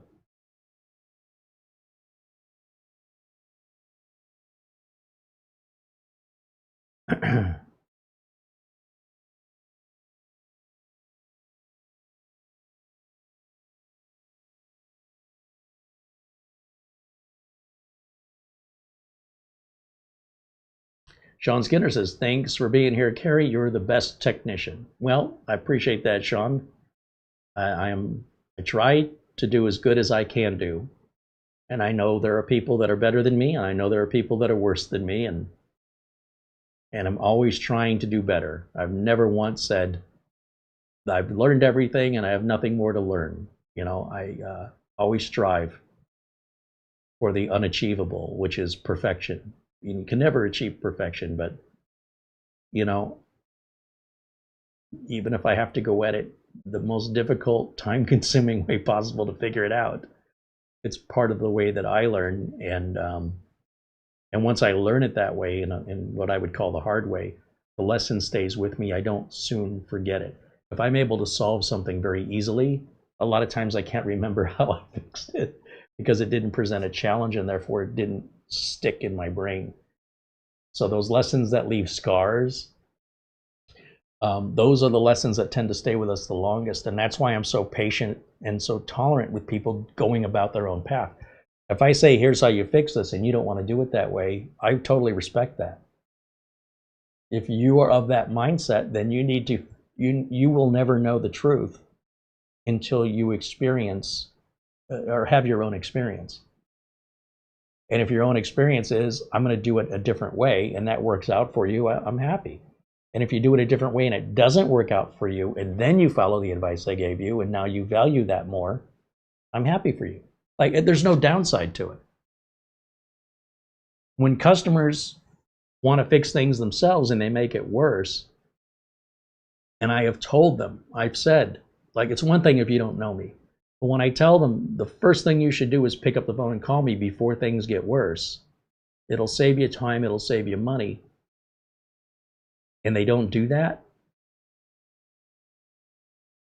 then when I give them the bill, I don't feel bad about it. Like, oh, could you go easier on the bill? Look, I could have if you'd have called me sooner, like I told you, I advised you, and you decided not to do that, and you waited till it got worse. So this problem took much longer than it needed to take, because I had to undo whatever all this stuff was you did, and then I had to actually fix the problem you were trying to fix.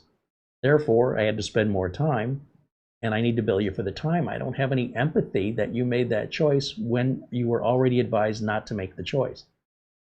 Now, if it's a brand new client, I've never had them before, I'll give them a break and I'll say, hey, next time something like this happens, call me right away. And again, if we go through this again, they've already been informed, they were already advised. So then there's not going to be a break on the bill the next time if they do that again. Doesn't matter to me.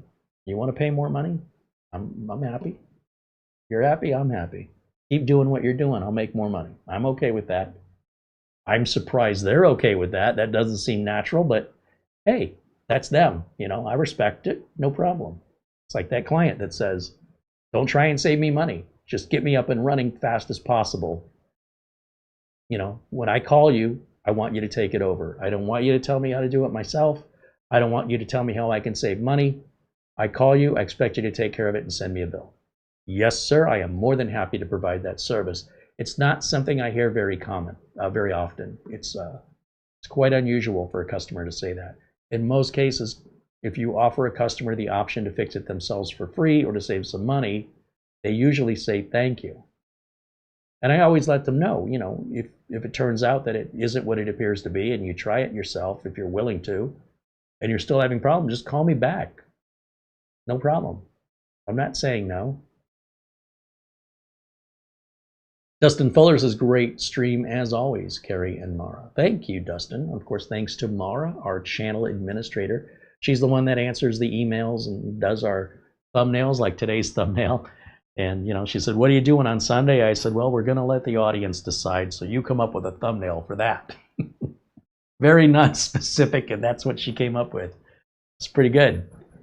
And if you want to email us, we always love to hear from you guys. So showcasecreate@gmail.com is how you can reach us.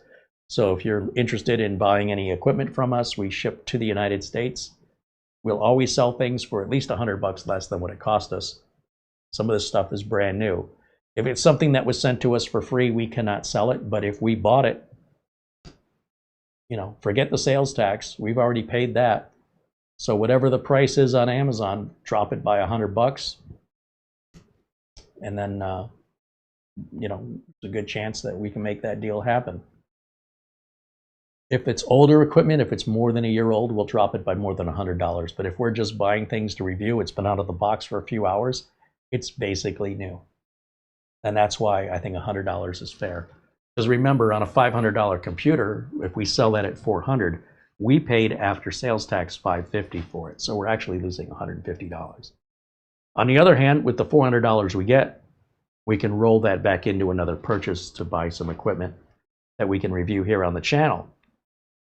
On the other hand, there's no equipment out there right now today that we're interested in buying. We're still waiting for some innovations to come along.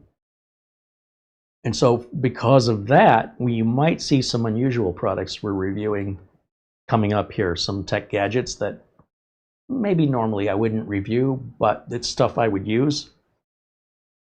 And not much of it, just a couple of things that are a little out of the norm for us as far as like computers and networking and NAS routers. This will be stuff more like accessories and peripherals that, you know, I'm reluctant to recommend keyboards or mice, speakers or monitors because they're too subjective. You know, what you like, how you like something to look or feel, it's too personal. You have your particular preferences that are unlike anybody else's. So I could sit there and tell you what I like. I like this keyboard. I like these speakers. But that's, so what? You know what I mean? Like, it might be interesting and you might be curious, what does Carey like? But, you know, this ain't life cereal. He likes it. He likes it. You know, for some people, it's good enough. But they're just my personal preferences. And then I don't expect anybody else to share them. I think it would be unrealistic for me to expect you to have the same preferences I have. There's foods I love that you probably wouldn't want to touch. Mushrooms are very divisive. If I like to cook up mushrooms, there's plenty of people I know in my life that are like, no, under no circumstance am I having mushrooms. My nephew doesn't like pepperoni on a pizza. I'd never met anybody that didn't like pepperoni before, but I respect it. Okay, no problem. I don't have to have it. We'll get a pizza without it. Speak up. Don't be ashamed or shy. Don't feel there's anything wrong with saying, I really don't want that. Okay, that's fine. We don't have to have it.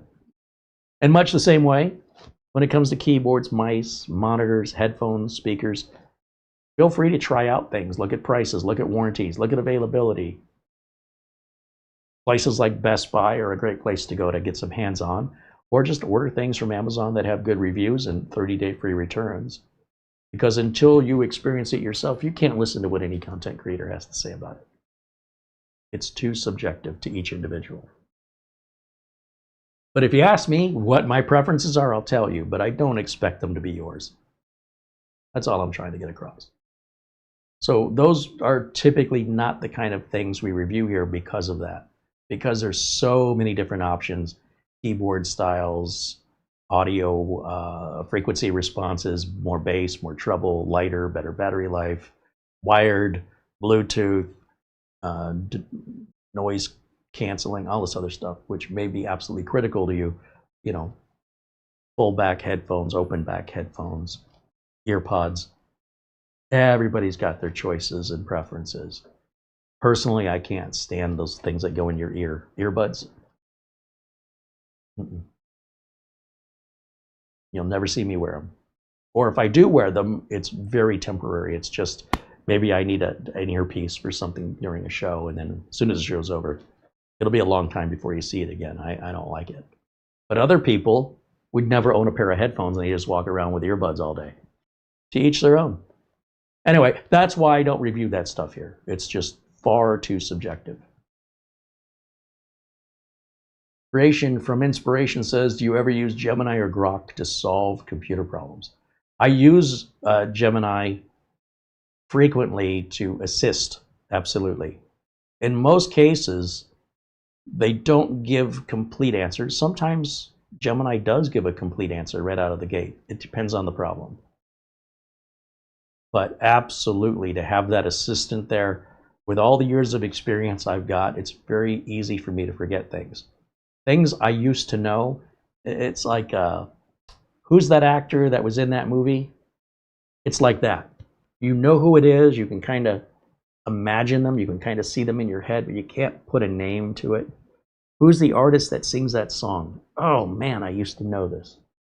Well, in the same way it happens with computer problems, where you go, oh, this issue with this computer, I've dealt with this, what did I do?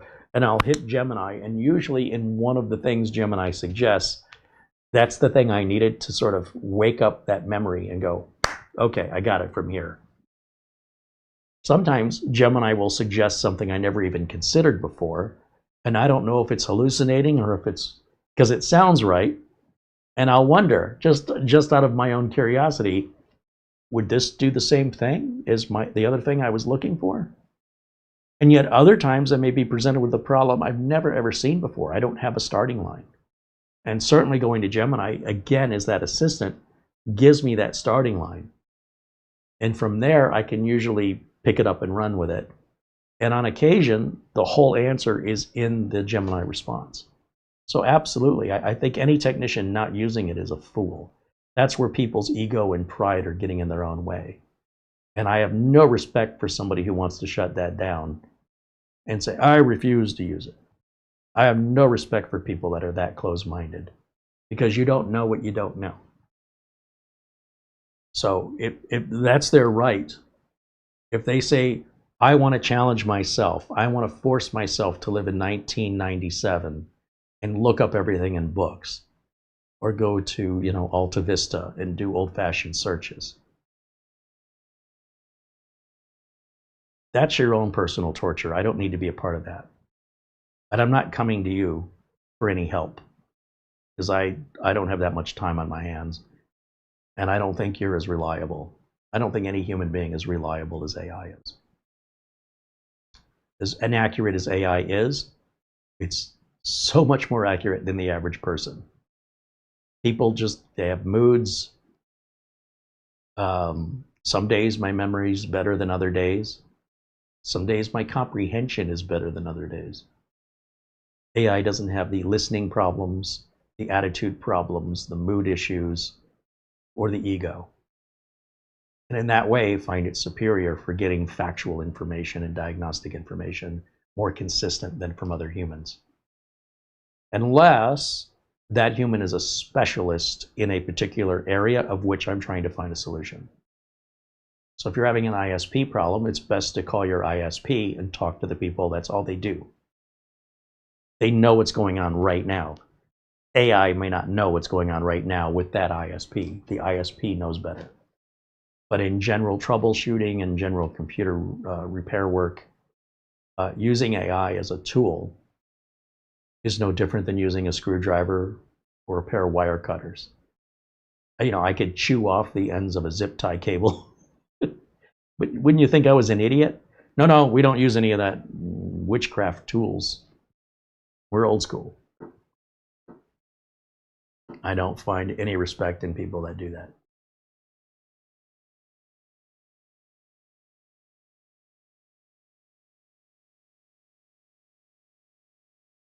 I also like being able to talk to Gemini, for example, where I don't have to, this customer has a computer that had da da da da. I don't like typing like this. I like typing like this. And sometimes I just have my phone. Or I'm downstairs and the computer's upstairs and I don't want to go upstairs to type.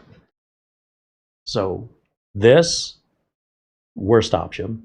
This, second option, talking and saying, hey Gemini, you know, I've got a problem with a computer that's doing this, this, and this with a blue screen, and we tried this, and we tried this, and we tried that, and it's not helping, and this problem started after a Windows update last Tuesday, but we're not sure if it's blah, blah, blah, blah, blah, blah, blah, blah.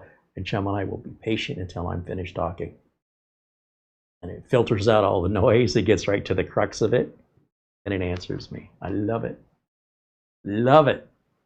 The answers aren't always helpful, but oftentimes it's enough when they're not helpful. Sometimes they are helpful though, but when they're not helpful enough, it's usually that little boost I needed. That little, it's like when you can barely reach, you can't quite reach something, and someone just gives you like maybe a 8 or 10 inch boost off the ground, and now you've got it. That's all I needed.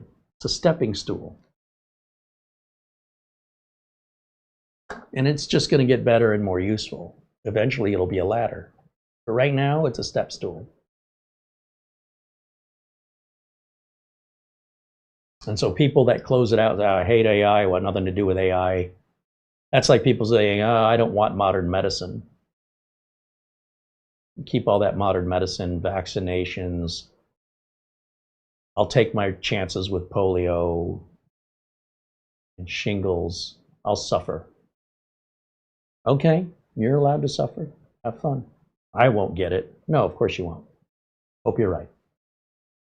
You know, this kind of thing is very antisocial behavior when you're surrounded around a community. But I suppose as long as the rest of the community has medicine, they're going to be okay. You, maybe not so much. Or anybody that shares that thought. That's digging your own grave, and that's allowed. If you want to dig your own grave, I hope you own a shovel. Or don't. Use your hands. But I don't condone it. I respect people's individual decisions for their values. And when our values collide like that, there's other places for me to be, and there's other people for me to talk to. There's nothing that keeps me around that mentality. I find it quite toxic to my belief system. So just try to avoid it. In much the same way, if you didn't want to be catch the disease of the pandemic, you kept your distance, didn't you? There's a lesson in that. Toxic people, 6 feet away. So I'm saying minimum 6 feet away. The good news is Earth is a very big place compared to the size of all of us. There's a very good chance that whoever upset you at the grocery store or when you were driving, you will never, ever cross paths with that person ever again, even if you spend another 200 years here on the planet. That's how big and how tiny, that's how big the planet is and how tiny we are. Let it go. Just go your own way. Let it go. Ignore them. They're not even worth time in your head. Just, they have to live with themselves. That's their own torture. You don't need to do anything more than what they're doing to themselves. That's the toxic part of it, is when you can't let it go and it ruins your day. That's why it's toxic, and that's why it's so dangerous, and why you need to keep your distance when you identify somebody sick. It's the same. They're ill. Do you want their illness? Keep your distance. Further is better. Unless you're a doctor and that's your job, stay in your lane. That's all I'm saying. For your own benefit, not for theirs, for your health. Gary Tatum said the other day, I was like, hey, Gemini, make me a grocery list with 5 meals, one with meatloaf, another with hot dogs, include sides and drinks, categorize it, and put the list in Samsung Notes. Yeah, for sure. Mara will hit up a chatbot, an AI chatbot. I don't think she uses Gemini, but look up recipes that'll be low carb, sugar-free alternatives to popular desserts or, trending TikTok viral recipes. Dirty sodas are kind of a thing, How can we do this zero sugar? How can we do this equivalently with without losing any flavor, or by making it as close as we can get to, the Ninja Slushie is a big popular item right now, and maybe we could do a frozen coffee, but you need sugar to make the slushy effect. No, you don't. And there's not a lot of information about that. And so Mara's passion has been trying to make people aware that there are sugar substitutes that have that same effect that the Ninja Slushie will work on. Because all these people will say, oh, you can't make a Coca-Cola slushie using zero Coke. Yes, you can. Or Coke Zero. You absolutely can. And you'd say, well, why isn't anybody saying it? Well, because people are sheep, right? They hear something and they repeat it. Monkey see, monkey do. But some of those people are actually the ones who generated where it all started from.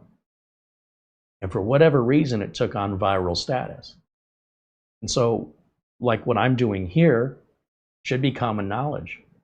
And yet it isn't. And I've been doing this since 2009, and it still hasn't made a difference in common knowledge. But for the few of you that know this channel exists and benefit from it, you know more than the average person in that regard. Now, some people don't care. People don't care about a Ninja Slushie. But those who do may believe that there's only one way to do this, and you have to use sugar.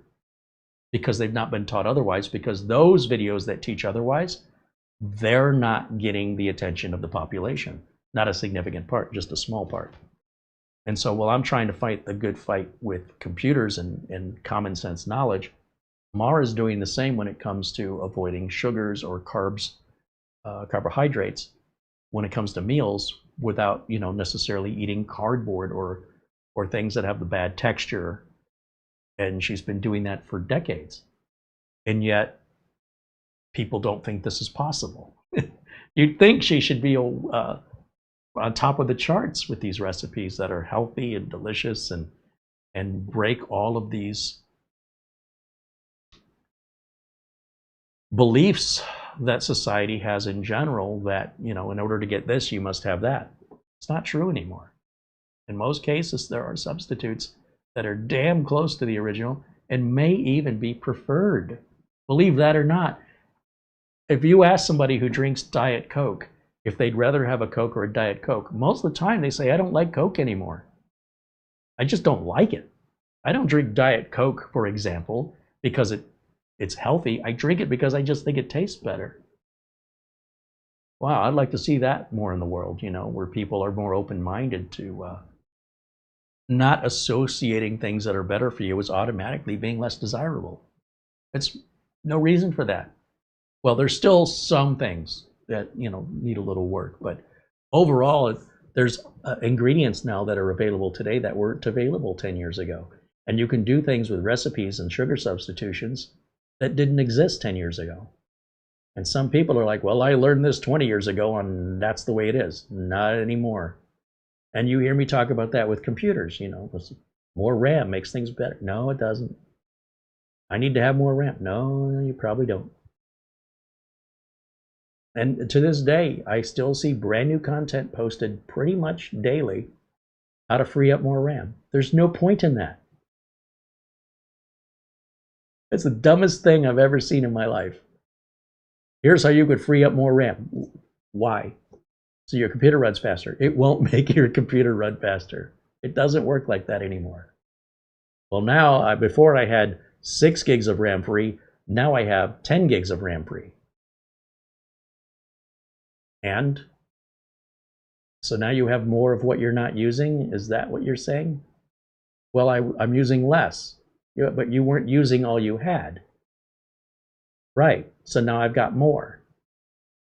Right, of things you're not using. The computer doesn't benefit from that at all. There's no benefit.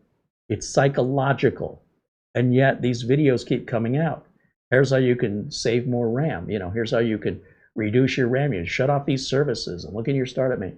It's the dumbest, most obstinate, obtuse belief system that having more of something you don't use is better. Can you imagine that in any other place of life? Come on into my garage. Look at all these tires I collect. What do you do with those? Nothing. But if I ever need them, they're there. Well, listen, I got about 12 tires in my garage. My wife wants me to get rid of them. Do you want them? Hell yeah, I want them. Put them with the rest of my tires. Are you going to use them? I don't know. Sure. Come back a year later, same number of tires are there. Get to using any of those tires yet? Not yet. Day's going to come when I'm going to need one of those tires. So you're not using those tires? Nope. You park your car out in the street? Yeah, there's no room in the garage to park the car. The $70,000 car has to sit out in the street because I have a couple $100 worth of tires in the garage that I don't use. Okay. How's your computer doing on RAM? Oh, I got lots of RAM. Lots of RAM. How much RAM you have? 64 gigs of RAM. How much RAM do you use? I use 8 gigs. Why do you have 64 gigs? It makes it faster. No, it doesn't. And having all those tires in your garage doesn't make your car run any better either. You're not using it. It's the same.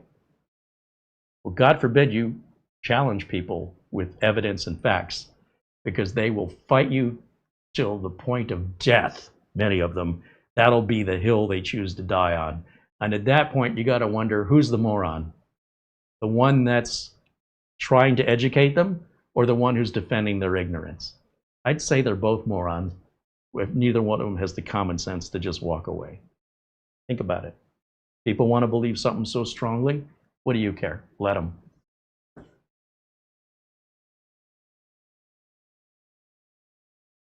Creation from Inspiration wants to know if I code. I used to code back in the day. Back in the day. I don't enjoy it. I don't do it anymore. On occasion, I'll write a small batch file or a script for something, but I do not like it.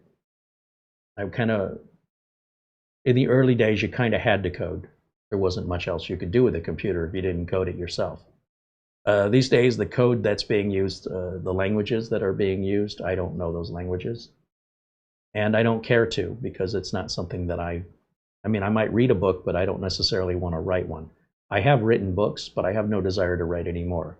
I have written for trade magazines and websites on computer topics and a published author, but I don't want to publish anymore. I'm done with that. I don't like it. I like the end result. I don't like the process.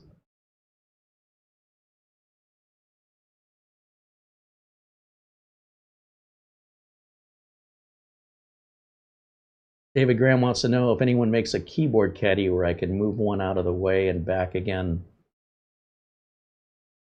Well, they do make a KVM switch where you can just use one keyboard on multiple computers, if that's what you're talking about. I don't know why you'd want two keyboards so close to each other. Otherwise, it's sort of like doing things the hard way. There are also keyboards that are Bluetooth that'll have, like this keyboard here, for example, you can pair it with up to 3 different devices. So if I want to use it on this computer, I just hit the button to activate the second Bluetooth, and it'll disconnect it from that computer and connect it to that one. Once it's been paired, same with mice, Logitech, we've covered the Logitech mouse that has a button under it that you can pair it with 3 devices. So it's got a 1, a 2, and a 3 LED on the bottom of it, and it tells you which Bluetooth code. Just like the keyboard, there's a 1, 2, 3 up here on the numeric keypad, and those will light up depending on which Bluetooth pairing you want to activate, and then you don't have to worry about a KVM switch. So it's really just about utilizing what you've got versus, you know, sticking to an old school method. Eugene Ildago said, "Thank you for bringing my attention to the MSO2. That's a great machine, isn't it? MSO2.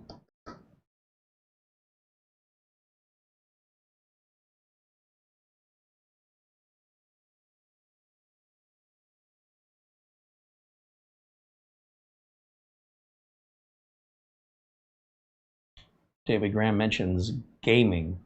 So, while there may be keyboards that are better at gaming, those gaming keyboards are not worse for everyday use. So, for example, if we have 2 keyboards here, and I use this one for office work and I use this one for gaming, I would just get rid of this one because this one will do the office work just fine. That's all I'm saying. You know, pick one. As long as you're going to keep switching keyboards, you're never going to get comfortable with being able to use them with your eyes closed, because there's a slight feel and spacing and key press difference between them. If you stick to using one, you'll get better. The keyboard doesn't make you a better gamer. Flat out. That's not what makes you a better gamer. There's nothing you can spend in your wallet that's going to make your skills or your talent become better. They can assist a little bit, but if you require assistance, you know, if you're golfing and you have to use a special putter, I'm not quite sure you're a very good golfer, but that's just my opinion. Back in the day when we played video games, we all played with the same controller on the same screen.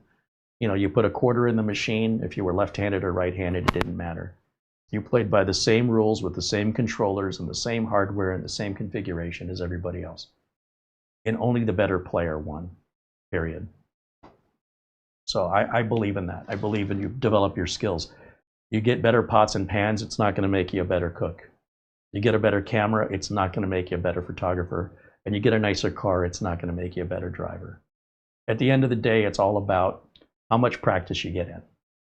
And if you can't make up your mind over what thing you want to, I want to play the flute and I want to play the clarinet. Pick one if you want to be really, really good at it. If you just want to be mediocre, then keep switching between them, because you're not likely going to get to an excellent level if you just try and do both.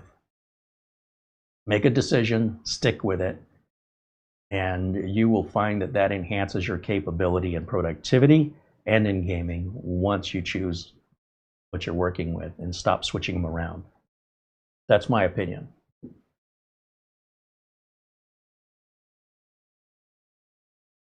David Graham said, I use all 3 computers at once and 3 screens all for info and 1 for the game.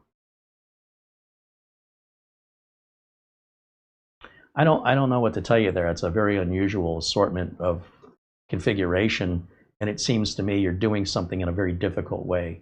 If I understood what the end result was you were going after, I'm sure I could propose to you a way that wasn't that complex.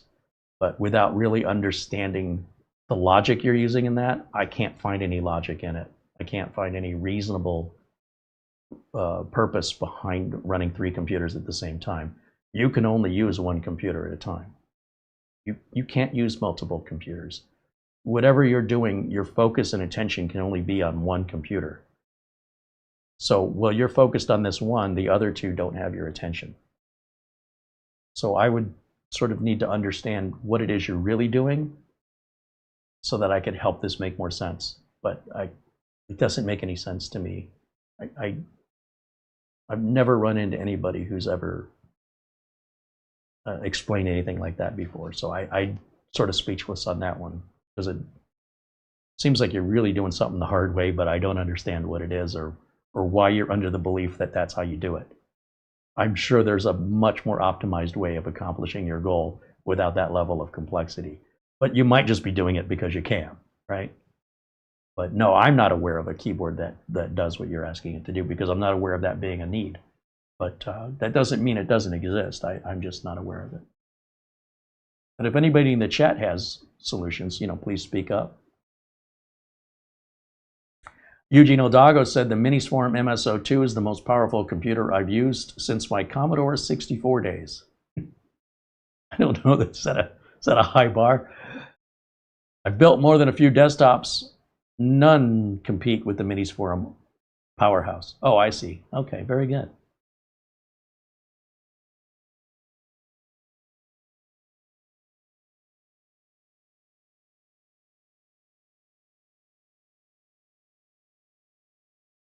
When we work in, David, just to go back to that, when we work in server rooms, we usually have a KVM. So we'll have a bunch of computers, they're in these large rack systems. And you've seen the data centers, and it's just a line of computers. We don't put a keyboard and mouse on those. You'd be out of your mind.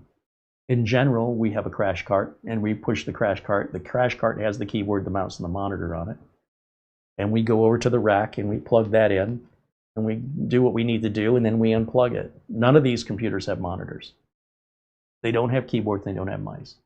Sometimes, if it's a really nice rack system, and the people invested in it, one of the drawers of the rack will pull out, and a monitor will flip up with a keyboard, and then you'll have a KVM switch to determine which of the rack you want to go to. But we don't. Can you imagine if we put keyboards and mice on every single one?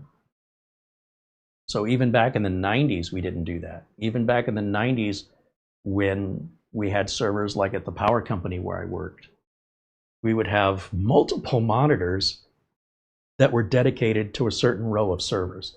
So row A would be this monitor and this keyboard for that entire row. And row B would be this monitor, this keyboard, and this monitor for that entire row. And in each row, there would be 5 to 8 different servers. So there we had multiple monitors and keyboards and mice, but we're also talking about having 50, 60 computers, 80 computers. So the bench that had the computers and mice, that was all hard-coded or hardwired, and the monitors were all mounted right about here, and the desk had the keyboards and the mice, and then they were labeled, underneath the monitor. It would say this is servers 48 through 60, and this is servers whatever. And it would work its way down in numerical order. So you kind of had an idea of where you needed. And there was a chair. I don't know if there were multiple chairs or it was one chair on wheels. I want to say there were 2 chairs, so 2 people could sit at it. But in general, too many cooks in the kitchen is not a good idea. You generally want one person in control at any given time. It's like 2 people trying to steer a car. But there were occasions, I suppose, where some servers had an issue that a specialist needed, and these servers over here had an issue with a different specialist. But usually, it was one person that was assigned, that was a specialist of all of it. And if that person wasn't there, there'd be another person, but they rarely worked together. It'd be like somebody works an 8-hour shift, somebody else works an 8-hour shift, and somebody else works an 8-hour shift, 3 shifts of 8 hours. Sometimes it would be a 10-hour shift, and then there'd be a window of about 2 hours where nobody was there between the 2-hour shifts. I've seen that too, with companies being cheap. And then what do? You got to wait till the guy comes in. When's he going to be here? You know, what are the odds it happens right when the other person leaves? So usually it's like, yeah, they'll be here in 20 minutes. So that's how we dealt with it.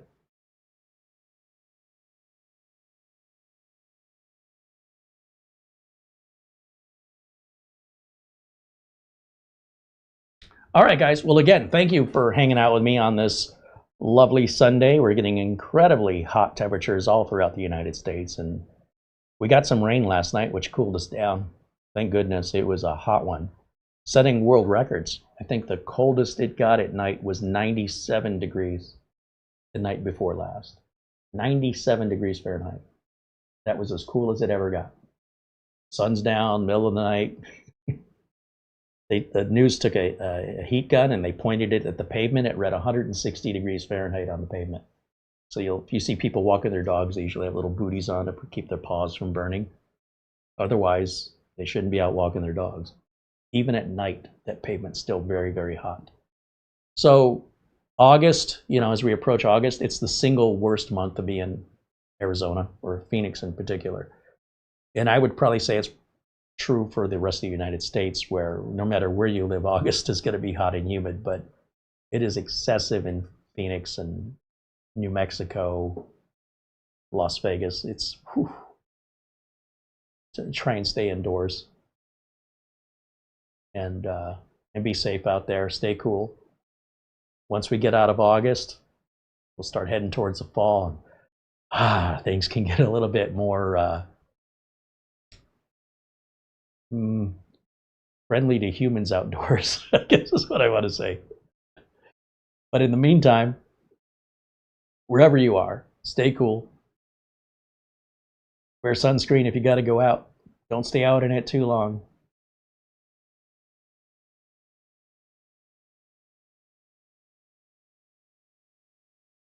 Brian Weber said there used to be software you'd be able to share a single keyboard and mouse. Oh yeah, over a network.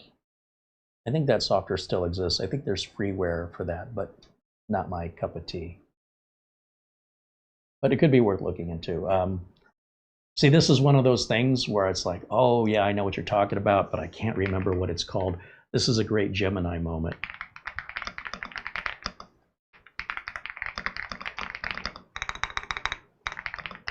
What was it called? Because I think it's still around.